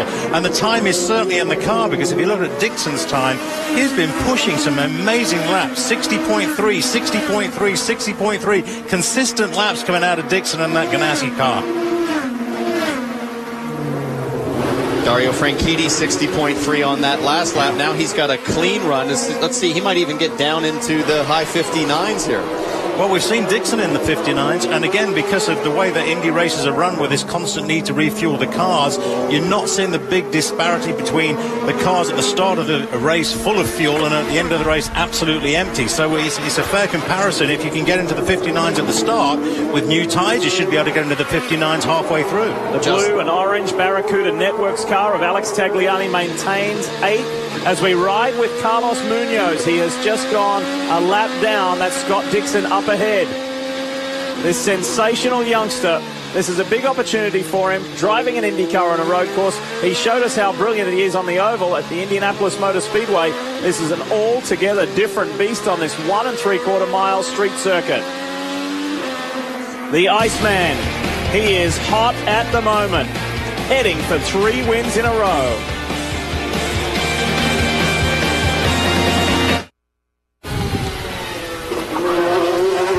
Scott Scott Dixon continues to lead the Honda Indy of Toronto, but pit stops are about to be underway. Mike Conway in the number 18, the Dale Coyne entry, having a good run just as he did yesterday. It set up for a pit stop, so he'll work through the final 2 corners and come to pit road. His first pit stop today was not that good. He had made a great run up to the front, picking up as many as 10 positions, but some of those were given away on the first stop, so we'll have to see just how the team improves. Conway to the marks. 2, 1. It'll be black Firestone tires. You would expect that. 54 of 85 laps complete. The fuel going in. He needs a good stop. They tap the fueler. Conway back underway. Run it out hard. 29-year-old Brit serviced and sent. Now, part of a front wing assembly there. On the inside, who is it? Is it Tristan Vautier? No. Is it Tag? No. Vautier's in the back there behind Saavedra. Watch him pop. He tried to do the fake to the inside and dodge back to the left. Shades of Canon there at Pocono a little bit. A little more severe. Tony didn't sustain any damage. It just snapped the front wing, and he had to come in to replace it. That was torn off for Vautier, the only rookie in this field. Well, we should count Munoz today. Lee, speaking of Pocono, I've just been thinking about the mileage issue. The mileage at Pocono was critical for Hondas to win. We're seeing a lot of that today. The best Chevy I've seen is a 28-lap stint out of power. A stop for Marco Andretti, and this is on the early side. You really want to run it a little bit longer. I can tell you at the same time behind him, they're getting set up for Castro Neves, which is a surprise because obviously Helio Castro Neves last time, he stopped after Scott Dixon. Now, as he approaches his pit box, he's stopping before Scott Dixon. Simona Di Silvestro leaves her pit box. He's going with sticker blacks. And he may have to wait a little bit for fuel like we saw for some others, but no, that was 7.9 seconds that we see behind that now Dixon is setting up, so they're almost on the same sequence. Good stop and good way to clear that gun that we're talking about really earlier on in those pit stops. Get the thing out of the way so it's clear of the right front to give the driver free access. If you have to. So working lap 57 of 85. This has been a cracking pace in this race today, and if you've just joined us, caution free. There have been multiple incidents, but none severe enough to create a double yellow. Here is the race leader, Scott Dixon. You're going to come around solid skies here. Right in on the Down board at 50 miles an hour. Here's Scott Dixon listening to my call on the radio with the sharp right-hand turn around the tires of Takuma Sato, who will come in just a moment. They've got the primary black tires to go for the last stint. We'll watch for Helio Castro Neves on track. He's had a sizable lead all day. Was the stop good enough? It was a good one. 7.1 seconds for Dixon back out on the track. And let's look for Helio. No, it's good. He's comfortable. He is comfortable. It's a very, very good stop for Dixon. And in fact, Dixon got out ahead of Will Power. Yeah. That's how much of a lead he had there as Helio Castro Neves there. 3 laps. So nice work from Dixon. It shows you how dominant he's been today. That was super comfortable. If I'm Helio Castro Neves, I am screaming about Vautier's end fence on the back straightaway. Throw a yellow. That is a massive hazard. There it is. There it was right there. Look. Yeah, I've got to say for Scott Dixon, absolutely fabulous work, and also for the Ganassi crew, they did wonderful work. They were very, very organized, very controlled, got the gun out of the way, good fuel delivery, and then helped Dixon away by pushing on the rear wing just to engage first gear and ease the clutch away. Everything that you want about a pit stop, Dixon just had right there. Look at Simon Pagenaud using his little trick there on Tagliani. His left front tire is 5 inches off the concrete onto the asphalt. Will Power on pit lane. Here. I don't know if you can hear me. Here we are. Get our mark. Tim Cindric always talks it in. We're going to have 2 stops at the same time. Ryan Hunter-Reay swings around the outside. He has saved his sticker tires, has power. They're not going to make any front wing. Wow, that's way faster. And he swings by Ryan Hunter-Reay. We watch at the same time, and Ryan Hunter-Reay also with a quick stop. So it appears as though what they're doing, they took more fuel on their first stop so they can be faster on the second. Out and amongst the traffic. Power, Hunter-Reay and Sebastian Bourdais all serviced. No issue. Go as hard as you want. Drive as hard as you want. Got stuck behind the flankers. Okay then.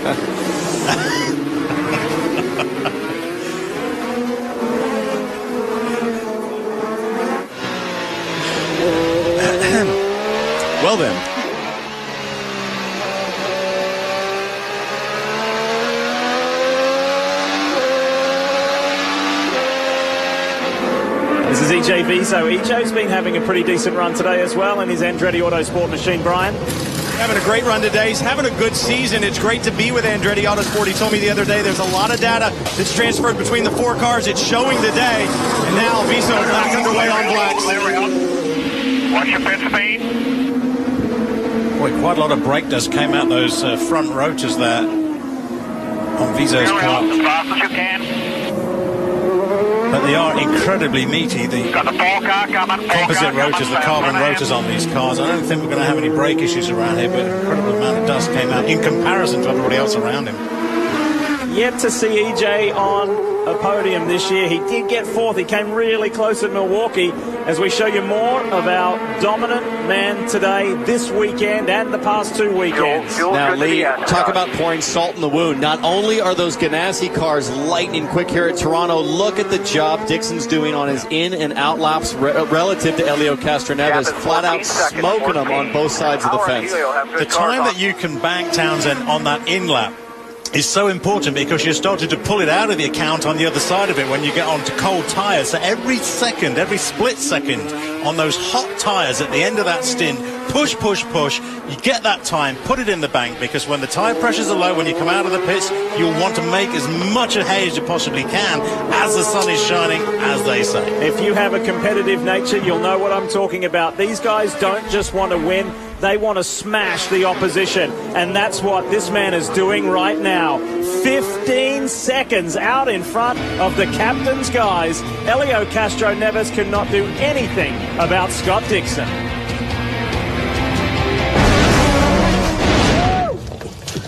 Sign a waiver? Waiver?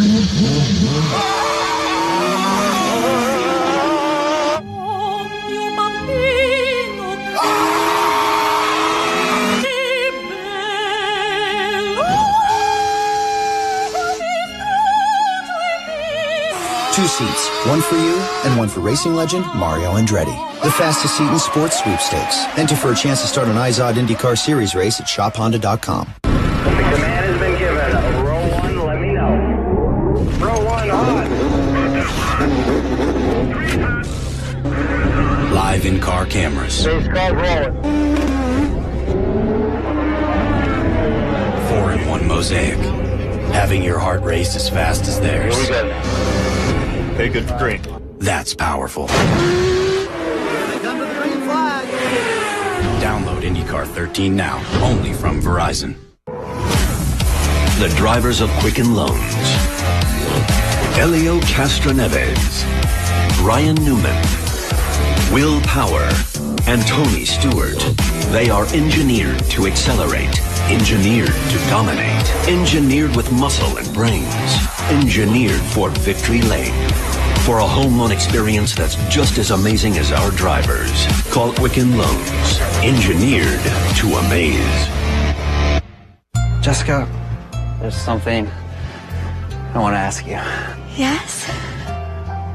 When I'm switching to winter tires, do I have to change all 4, or can I just put 2 on the front axle? I don't know. There's a better place to ask questions about your tires. TireRack.com. Right now, get a $50 Firestone prepaid MasterCard and a Turbo Movie Pack when you buy a set of 4 select Firestone tires. For details, go to TireRack.com/TV. TireRack.com. Research, buy, deliver, install. We first told you about this yesterday. In just 3 weeks' time, the NBC Sports Network is proud to present live coverage of the Auctions America California event from Burbank. Steve Matchett, who's with us this weekend, he'll be there to take a look at the cars like the 64 Shelby Cobra, the 57 Mercedes-Benz 300 SL Roadster, and this beauty, a 1947 Chrysler New Yorker Town & Country convertible. There's 7 hours of live coverage in total. Steve is pumped up. He's got plenty of Red Bull to get himself through. And that is on August the 2nd at 7 p.m. Eastern right here on the NBC Sports Network. That's new programming. We're really pleased to have the Auctions America event. It's going to be a lot of fun. First auction I've covered, and I enjoy those auctions very much. If you were with us yesterday, you'll know what we were just talking about in the ad break. This is a dramatically different race to yesterday's crazy and mayhem and incident-filled event. This has just been a clinic put on by Scott Dixon, who is 15.2 seconds out in front. Yes, there have been incidents, but we've been caution-free, and we are running at a rapid pace. We're running at a rapid pace. Can you guys imagine how taxing this is on the drivers to do a doubleheader and to come back and go green this whole time? Apparently turn 5, by the way, we had a local yellow with Jakes. Let's see what happened. This is it. Full course caution. So the trend continues. Oh, that's James Jakes. That was nasty. Wow. Dario is in. Now, did he make it in before they closed the pits? If he did, this is going to be huge for him. Clear. This will really help. Yeah, that'll be a massive help. The question is, was he on pit lane on that pit commit before the caution was thrown? Race control apparently saying it's fine. He's going to come back out here in front of Viso, which would put him in P6, which really minimized the cost of a green flag stop. So there's the whole Natro safety team out on track to check that area at turn 5. Help James Jakes. This was nasty. What happened here? Let's watch. Oh! I think he lost it. Well, I think he lost it on the curbing at the previous corner. He wasn't pushing that hard, Steve. It's like his hand popped off the wheel. Yeah, I wonder whether or not the curb just got underneath the car, took the steering away from him, and then he just lost it and understeered as a result of that. But they've been running that curb all weekend. Yeah, that's true. It's bizarre. It's bizarre how the weekend has unraveled for that young man. He was super quick earlier in the weekend. He was up there setting times with Franchitti and Dixon. He had a 10 grid spot penalty before yesterday's race for an engine change. And this is a talking point here at turn 5. Brian Barnhart, race director for this weekend, was saying that there is a 55-inch section between the track and Did he hit the tires on the left-hand side? Let's have a look at it in slow-mo. Now, right over the curb here, there was the bang on the steering. And as he comes down, look, his hand's off. His hand's off the steering. I just can't understand why his hand came off. If it just flat slipped off, maybe he's perspiring so much. I think that's exactly what it is. I think the steering was so much coming off that curb. When it hit back down onto the asphalt, the driver just lost the steering. I mean, literally lost the steering. That's one of Bobby Rahall's guys, the 1986 winner. We'll be back.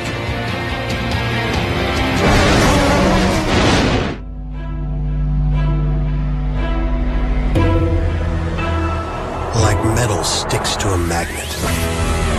Chevrolet Camaro ZL1 sticks to the road. With magnetic ride control that responds to road conditions hundreds of times faster than the blink of an eye. Precision handling, born from precision thinking. That's American ingenuity to find new roads.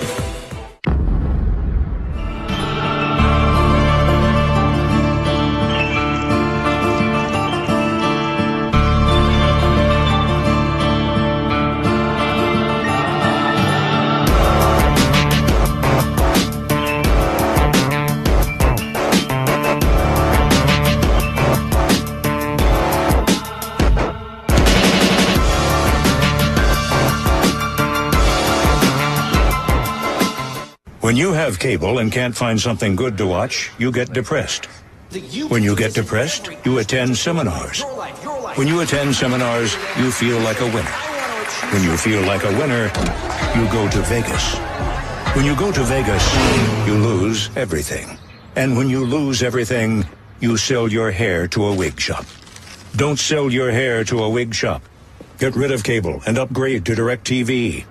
Call 1-800-DirecTV. Give me your street circuits, your ovals. Give me your road courses and your cathedrals of speed. Give me drivers who live to put it all on the line and cars unlike any other. Because this is America, and here we race IndyCar. Sunday on the NBC Sports Network. The cleanup continues at turn 5 here on the streets of Toronto as we welcome you back to our live coverage of the Honda Indy 2 in Toronto, this second doubleheader weekend of the year. And we are under our first full course caution of the day. This is Carlos Munoz, the 21-year-old sensation, the young Colombian. He leads the Firestone Indy Lights Championship at the moment. He was called in late last night to fill in for Ryan Briscoe, who unfortunately broke his wrist in an incident yesterday. And here is Ryan. He sent out a tweet late yesterday, said, I'm on my way to the hospital to get an x-ray, and it turns out there is a fracture in his right wrist. Now, Lee, here's the incident from yesterday. It looked like relatively minor contact for Ryan Briscoe, but the amount of force coming back through the wheel, through the steering rod, broke his wrist. Now, just now, we see James Jakes with an accident, Steve. Is there just too much force coming on the bump now for James Jakes after doing a race yesterday in a full green flag stop that he just can't hang on anymore? I think that's probably what we're seeing here, Taz, and I agree with you. We saw James Jakes just take his hand off the steering wheel, I think as a response. Now we have to remember, this is a double header. I wonder whether or not these guys, if we see them, you know, they're fighting and fighting and fighting the cars every single corner of every lap on a double header. I think these guys are simply getting to the point of exhaustion with the wrist. Now, Indy 500 champion Tony Kanaan has finally made it back to the pits. Jan? Tony Kanaan, because of this caution, finally made his way back to pit road. What happened there on the exit, the corner right behind us? Well, obviously, my car wasn't handling very well, so we decided on a 3-stop strategy. So I had to push as hard as I could to be able to keep ahead of the leaders. And on that out lap, I got a little bit of on the marbles there on the cold tire and made a mistake. I feel bad for the hydroxy cut guys because we had a pretty good weekend up until then. But it is what it is. My mistake, my bad. I apologize to my team, my fans, but. Sometimes we're humans as well. We make mistakes. Tough day for Tony Kanaan. Thank you. Kevin?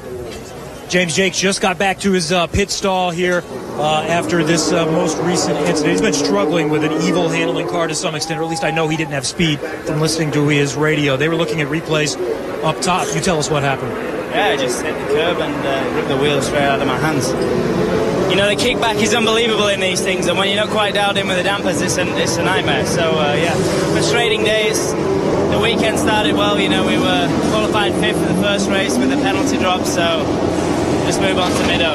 A lot of hand and wrist injuries. Are you okay? Okay, all right. Scott Dixon is still the leader. He's been dominant all day. Stay with us. More coming up from the streets of Toronto.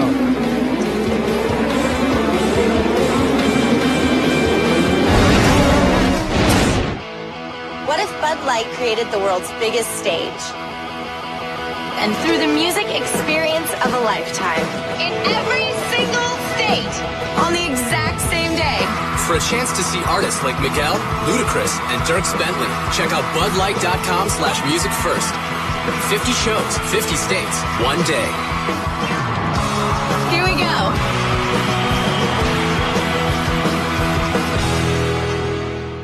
Water was boring, so we changed it into a drink you can flavor your way. With Mio, add it to water, flavor it the way you want. Nothing's exploding. Let's change that. Mio is awesome! Your car may have been born in 1997, but give it a new set of Firestone tires, and it could feel like it's fresh off the lot. Whatever you drive a Firestone. Progress isn't about where you've been. It's about where you're going. The new Ram 1500. Best in class 25 mpg. North American Truck of the Year. The Truck of Texas. Better residual value than Ford and Chevy. It's the fastest growing truck brand in America. Guts. Glory. Ram. Welcome back to Toronto, where Scott Dixon was leading till had a big lead until the yellow came out. And I'll tell you what, when Randy Bernard got the idea to have double headers in Indy cars, he said, you know what, let's try this. The guys in Detroit said we're all for it. But the guys that really wanted it more than anybody were Kim Green and Kevin Savory, the co-promoters here at Toronto.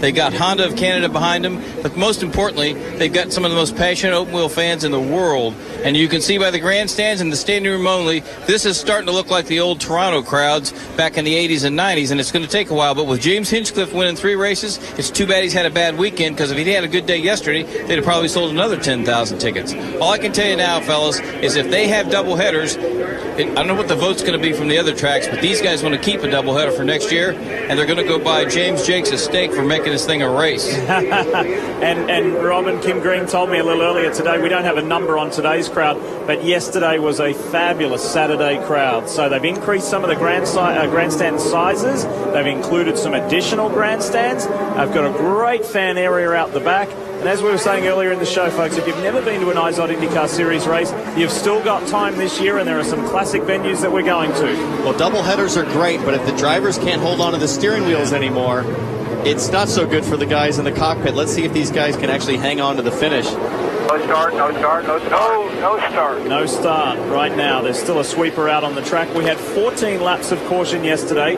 2 full course cautions. That helped things. That packed them up. That spiced them up. And we're about to see more of that in a short while. Now, yesterday, they didn't have enough time to sweep the track. It was a single file restart. We still have 16, 15 laps to go here.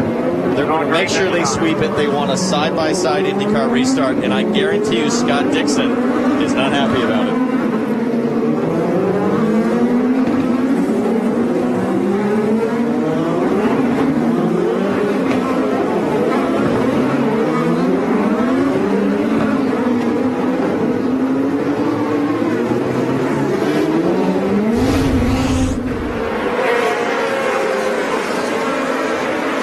This is kind of neat here. Look at the speed of the cars on the freeway in comparison to Sebastian Bourdais blowing by there. Really gives you a sense of the speed of an Indy car. Yeah. That was a few laps ago, just to give an example there of the speed comparison. I was standing outside this morning during the warm-up period around turns 6, 7, 8, and 9, and they are phenomenally fast around there. Very loud, but also incredibly good under braking. You'll see Dario Franchitti come through the screen shortly, and one thing that really surprised me is he's out on black sidewall tires. Because remember, Townsend, you were talking about his first pit stop. Remember, he had contact on the start, came in and took those reds off. The regulations say you have to do 2 laps of green to satisfy the condition. But guess what they did? The team went to IndyCar and said, is this okay? Do we satisfy the condition? IndyCar said, yeah, we're okay with that. You can go with the black. So a big break. I know. He got hit on the first lap and came in. That's not 2 laps under green, but IndyCar said we're going to let you qualify. Well, if there was a protest from Ganassi yesterday on the call power, let's see what happens here in turn 1. Dixon gets the green. Here we go, back to racing. They pack up in turn 1. Lock up from Elio Castroneves. He's okay, though. Hunter Ray's trying to scramble through. Bourdais tucks in behind. Now the drag race up to turn 3. Dario is right with Will Power. Look at the those 2 rivals are together again. Look at the marbles offline. The guys that are forced offline are squirreling all over the place. Look at mid-pack. Will Power takes the inside line. Franchitti right behind. Good stuff on that opening restart lap. Fairly smooth. It's tight, it's tough, and Dario on the inside of Munoz. Riding with Power. That is Franchitti, of course, right behind in the number 10. This is what we want to see. 14 laps to go. We've got Will Power and his good buddy Franchitti at Toronto. Who's going to take it? We heard from Robin Miller earlier when Robin spoke to these 2 guys. It started at this morning's driver meeting. Dario walked in. Power was already sitting down. He said, what were you shaking your fist at me for yesterday? And Power said, because you put me in the wall. I would love for Dario Franchitti to have a run on the back straightaway and see what happens when they get to turn 3. We might get it here. Into turn 1. Franchitti with 3, push to pass is left. Franchitti has done an amazing job to get here to 6. Remember the problems he had on that opening lap. Came in and changed tyres, as Jan was just explaining to us, but worked his way right through the order to P6. And let's not lose sight. Look at this Bourdais on the inside of Power. Squeezing. Can he get there? Whoa, maybe that was a slight touch. Power hangs tough. 13 laps to go. What's going on with Dario Franchitti? He's really struggling to hold pace with Bourdais and Power. There he is there. You see Bourdais up ahead in that chrome car. The True Car McAfee entry for Dragon Racing. He seems to be back on it now. I wonder if he just got some marbles on his tires. It can take almost a lap to clean up your tires if you really get off into the clag.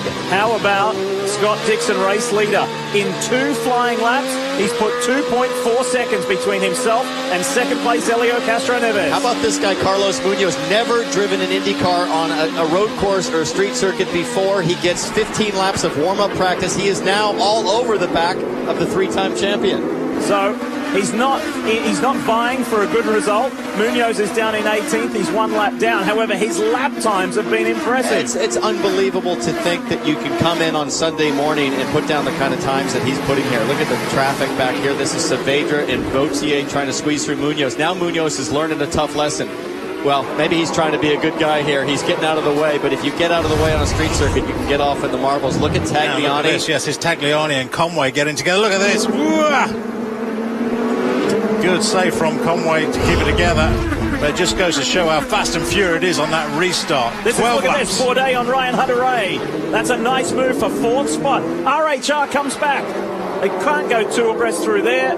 The final sequence of turns before they rip it onto the main straight one more time. Now you see Dario Franchitti. He has found the pace of that number 10 target car, and he is pushing Hunter-Ray hard. I think you hit it absolutely earlier on, Townsend, cleaning the clag off those tyres. It just caught him out for about half a lap, but he is back on it.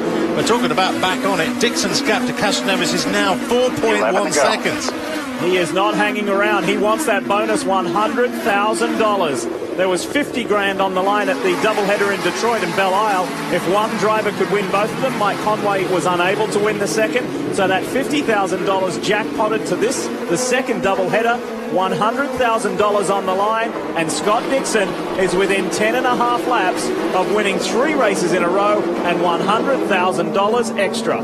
You can tell here these guys are pushing hard with 11 laps to go, but they're also saying, I don't want to be the guy that makes the big mistake for the next yellow. Who's going to be the one to do it? But nobody's really changing order here. Somebody's going to have to get aggressive early. Conway pushing hard up under the car in front. So Dixon, Castroneves, Power, Bourdais, Hunter-Ray 5th, Franchitti 6th, Vizo, Wilson, Kimball and Sato. That's your top 10. We'll be back to finish this off.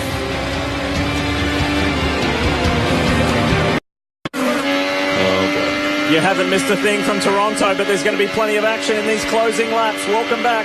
Our live continuing coverage of this 12th round of the championship. Charlie Kimball on the inside of Carlos Munoz. We were talking in the break about the 21-year-old Colombian. Maybe not winning the Firestone Indy Lights Championship would necessarily guarantee you a drive. But Townsend doing what he did at the Indy 500, finishing runner-up, and a good, clean, fast run here. This is the kind of drive that will get you a future drive in an Indy car. No question. To be a second-place finisher at the Indy 500, run all the laps, you've got to be a big-picture thinker. He's probably kicking himself that he had to start last because he really had to give up the fight there on Kimball. A smart decision. He's 1 lap down. But if he was on the same lap, I believe this kid's got everything it takes to take it to the front. Guys, I'm trying to pick up IndyCar as fast as I possibly can, and I'm having a thrilling time, but I just want to take you back to a comment earlier on about this rule about the tyres, red tyres. If you're supposed to run 2 laps on these tyres, surely that's a rule, isn't it? I mean, how does that work? I've got to think. I've got to think if I'm behind Franchitti and looking to pick up some points here, I want to be complaining. The thought I was going to make was that if Power was mad about the Franchitti penalty coming away, imagine what the rest of the field is going to say about Franchitti seemingly dancing around the whole penalty. Let's listen. Helio Castroneves runs second, 6.1 seconds behind Scott Dixon. Here's a message from his boss.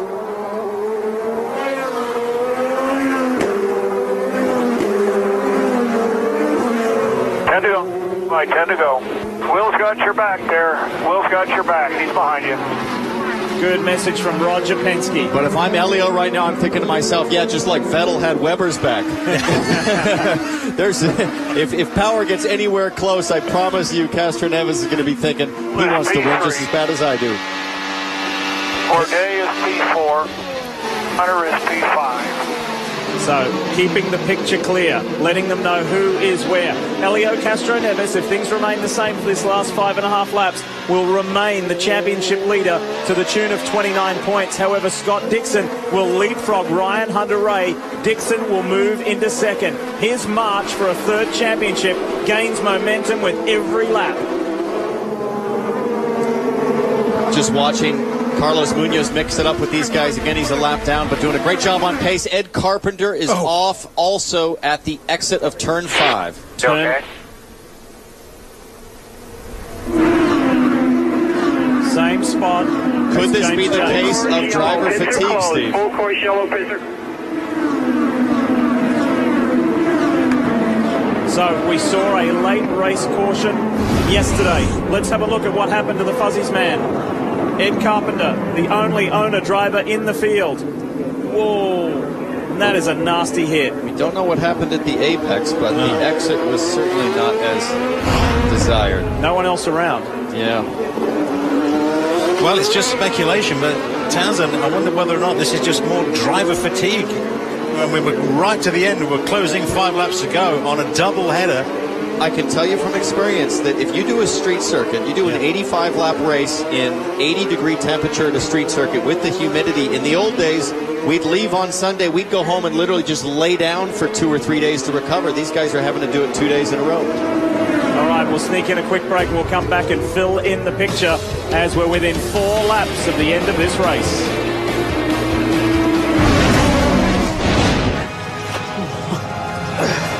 You may ask one question.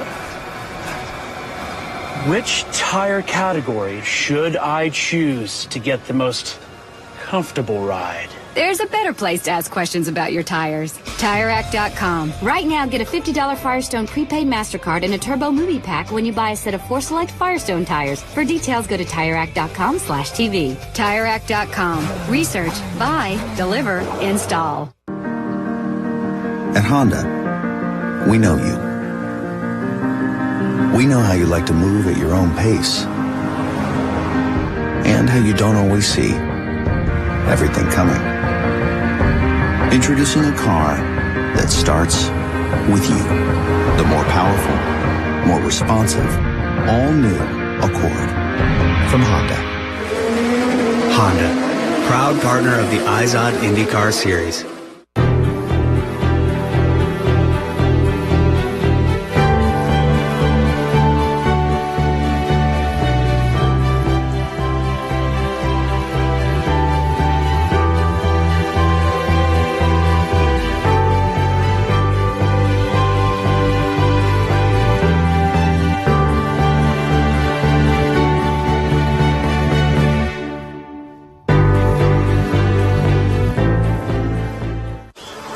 All summer long. Experience the thrill of thoroughbred racing at its finest from the place where it all began. Summer at Saratoga begins July 27th at 5 Eastern on the NBC Sports Network.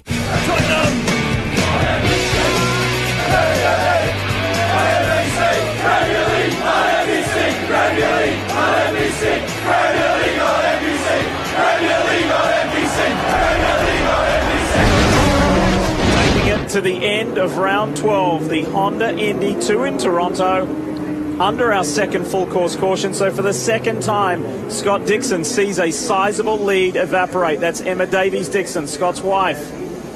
And she's saying, come on, as he did in Pocono. She was willing him home to get his first win of the year.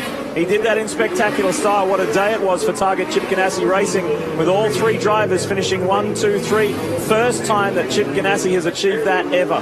I mentioned the points earlier before we went to the break. There they are in the top right-hand side. Dixon would continue his march forward. So he made up 3 positions at Pocono. He made another position yesterday. He'd make another position today and leapfrog Ryan Hunter-Reay.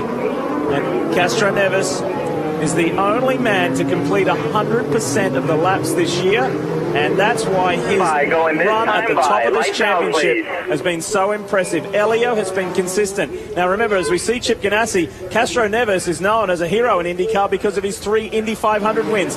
Elio has never won a championship. Dixon has won it twice. He hasn't won a championship, and the freight train that is breathing down his neck is actually right in front of him now. What's going to happen on this restart? It should be side by side. Let's see. Scott Dixon felt as though he got robbed yesterday when Sebastian Bourdais took off on him. They've been told to make it double file. There's a special restart zone, and Dixon's determined to stay in front. Here we go to the end. Down to turn 1. The Penske boys are ganging up. Bourdais goes around the outside of Will Power.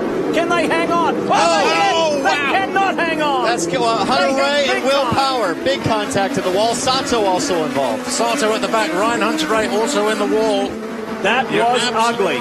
That looked to me like Will Power just trying to hang a wheel in there and just got into the right rear of Hunter Ray, pitched him into the fence. As you imagine, full course caution flies. Oh, boy. Oh, what a weekend this has been for Ryan Hunter-Reay. The man who won last year has had a very difficult time.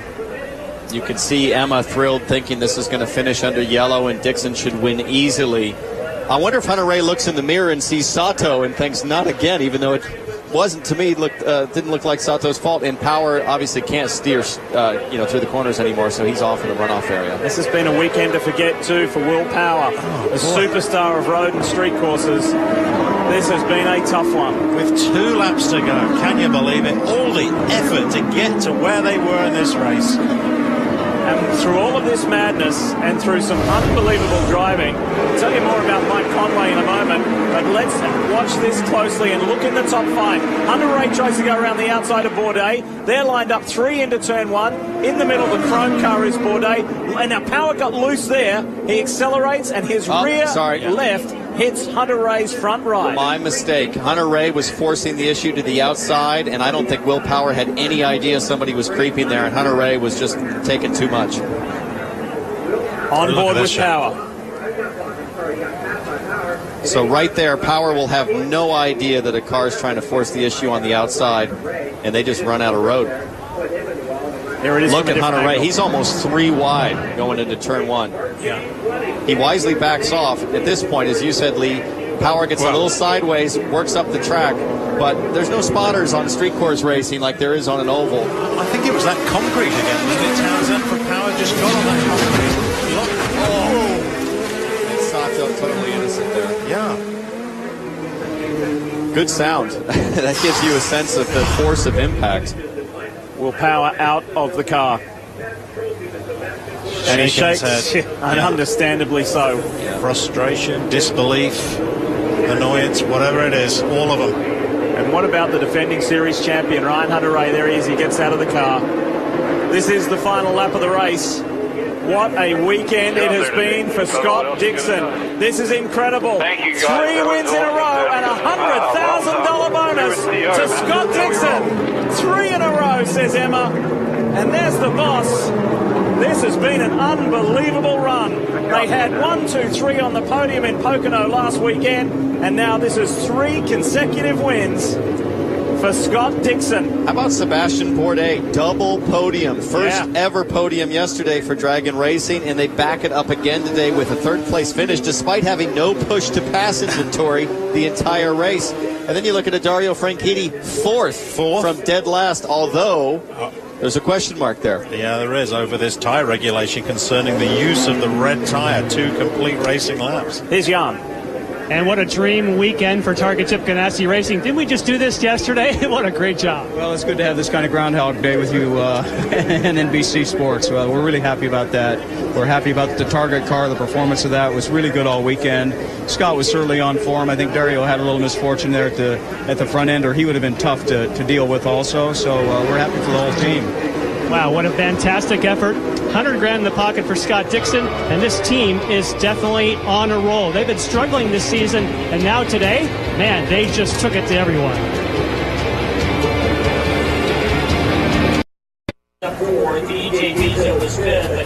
The doubleheader weekend here in Toronto has given us a weekend to remember and this is a weekend to celebrate for Scott Dixon.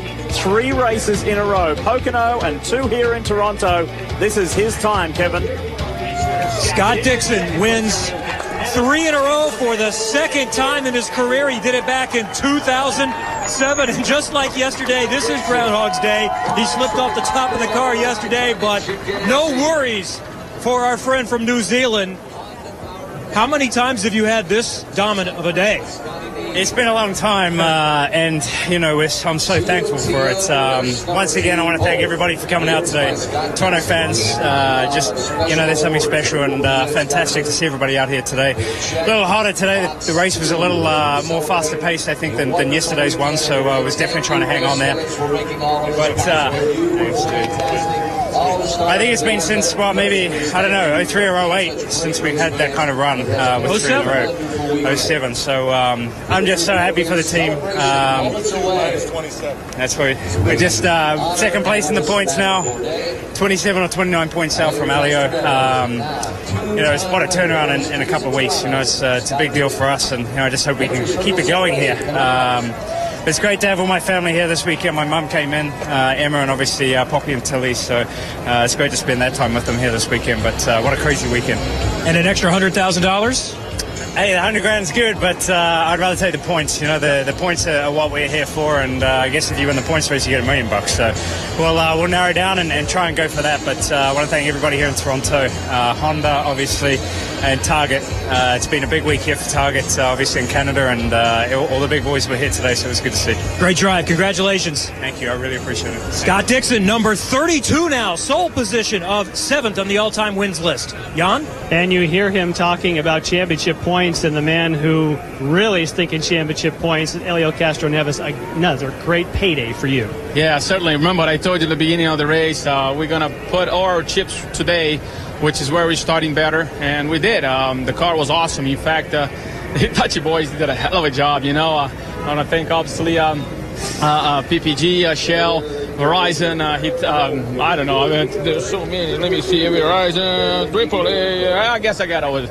Anyway, so it was amazing. He was in another league, Scott and Ganassi guys, completely different. I was pushing as hard as I could. I had a very good car, don't get me wrong, but those guys, whatever he's taking for breakfast, I want it. Tell me, Scott, what are you taking for breakfast? Because, man, that was something. It was a classy performance. Do you think now, after that yellow, do you think that there was a chance? Did you have anything once they cooled off? Realistic, the guy was leading the whole race about 13 seconds ahead. I'm sure he didn't want to see the yellow. I didn't want to see it either because, to be honest, it was very tough to hold on, and I only have one push to pass. I was trying to be smart using the push to pass to keep up with Scott, and I was going for it, but unfortunately in the end it was very hard. He was smart. He's not a rookie, and we gotta work, but we're very happy with a good second place. And Castroneves, of course, making that consistency pay. And these drivers will tell you they don't look at the statistics, they don't look at the record, but they do, and they know who is very strong at Mid-Ohio, the series' next race, and it is Scott Dixon's playground. That's what the championship points look like now. Dixon in second over the man who crashed out late in the race, Ryan Hunter-Reay. Boy, we had it all today. It was a cracking pace with a dramatic end. Dixon dominant.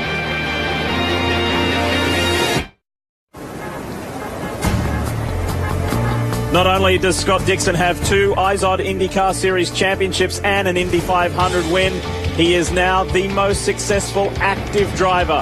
7th on the all-time wins list with 32, and look at the legends ahead of him. This is a very special time in Scott Dixon's career. Another man on that board is Sebastian Bourdais, and he's with Brian. You talk about legends when you talk about IndyCar. Sebastian Bourdais is certainly one of them, but Seabass, what a great day. I mean, you guys struggled all year long, and now 2 podiums in a row, and you did it without push to pass today. How difficult was that? Well, it was really hard, and it was from 7th place, so we had to be on the move, and all these restarts, I thought they were going to be against us because I was just a sitting duck in the back straight, and, it just so happened that things turned out our way, and 2 great restarts could just make the moves and make it stick, and then I had a really good car on the restart. The car was really hooked up, and Brian passed me, I passed him back. And I had to be, like I said, I had to be on the move. If I was standing still, I was just another target. So I knew as soon as Ryan passed me, I had to get him back. And he was struggling. I think that changed tire pressure something after the last pit stop, and that wasn't working clearly. It was really tentative in the braking, and I went for it. Worked out well. Now, another great run on the racetrack. Hopefully the performance over in victory lane with the trophy be a little better today than it was yesterday. Jan?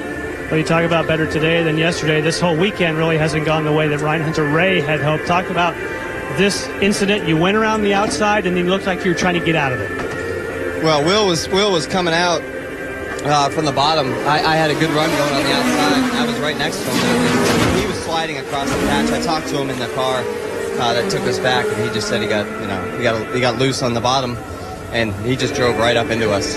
There's 2 lanes going through there. Everybody kind of respects that, and I don't think he drove into me on purpose, but took us out of the race. Just had a good start going, had a decent car. We hung on today. That's what I was doing. I think we had a chance at a podium, maybe a 4th. Would have been happy with that, but DHL Chevy was a little bit of lack in grip this weekend, and we were just trying to hang on. Had a good race. I really tried hard to just keep it right there. Got up to 3rd at one point, and we got taken out again. Tough day for Ryan Hunter-Reay. The crew worked very hard last night, changed the entire braking system. That worked, but he didn't get that break he wanted today. And that contact with the wall would not help his sore thumb that it was injured in Pocono either. So a rough trot for Ryan Hunter-Reay. When we come back, we'll talk to another Ganassi driver, Dario Franchitti, on the other side. The big guns came out to play on cycling's most grueling climb. Who stood tall? Find out next on NBCSN.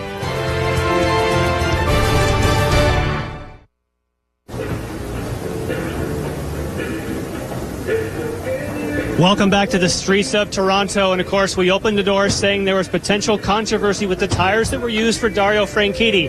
I had an opportunity on the way up to Victory Circle to talk to Kevin Blanche of IndyCar, who handles the technical side. He said there is a specific provision only for double race weekends that if you damage a tire, they will waive the responsibility. You have to do 2 laps because they feel the teams don't have that many red sets of tires. So Dario caught a break by a special provision only for double race weekends. Everything's cool. No protest on the way. Kevin? Thanks, Jan, for tracking that down. Kevin? Yeah, so thanks for clarifying that. We're all in the clear. What a day. What a day for Dixon. What a day for Castro Neves. Maintains the lead. Bourdais, double podium. There he is. He's holding on to the trophy firmly today. Nicely done. And how about a couple of other interesting results? EJ Vizo getting his best road/street course result. Did a really nice job there. Charlie Kimball hung tough. Mike Conway made up 16 positions. And Justin Wilson, a strong day as well. And Alex Tagliani equaling his best result of this year. Great for Alex, hometown kid here in Canada. Joseph Newgarden having another strong run to 11th. And on down the list, particularly impressed, Steve, by Carlos Munoz, the rookie with no preparation. Did a great job coming in at the last minute. Hey, do you think you can drive this car for us? Yeah, I'll give it a go. I only did give it a go. What's really impressed me today really is the performance of the Ganassi cars. Dario Franchitti and Scott Dixon. They must have done some fabulous damper work overnight. I'm guessing everyone would have learned from the first race, but boy, the performance of those guys today, outstanding. Well, we had David Hobbs at the Milwaukee Mile. We've had you here this weekend. Did you enjoy it?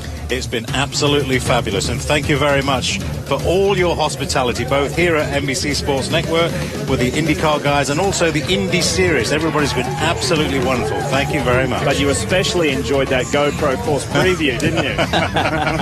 Never again. Thanks very much, but never again. Townsend, my pleasure. Townsend, we turn our attention to Mid-Ohio. Dixon has been dominant there over the last half dozen years. This is looking good for his title run, isn't it? It's a Target Ganassi freight train, and I can't wait for that event. A wonderful track, beautiful part of the country. Well, speaking of beautiful, that's what it's been this weekend here in Toronto. The 28th time that open-wheel cars have run here on the streets. This is a classic circuit for the series, and it's turned it on once again. We encourage you at the top of the hour to turn on, stay with us for the Tour de France. That's coming up at the top of the hour. Mid-Ohio coming up in several weeks, August 4th. at 3 o'clock Eastern, right here on your home of open wheel racing. You can stay up to date with everything on the NBC Sports website. That's NBCSports.com. Congratulations to Scott Dixon, $100,000 richer and a triple race winner. We'll see you soon.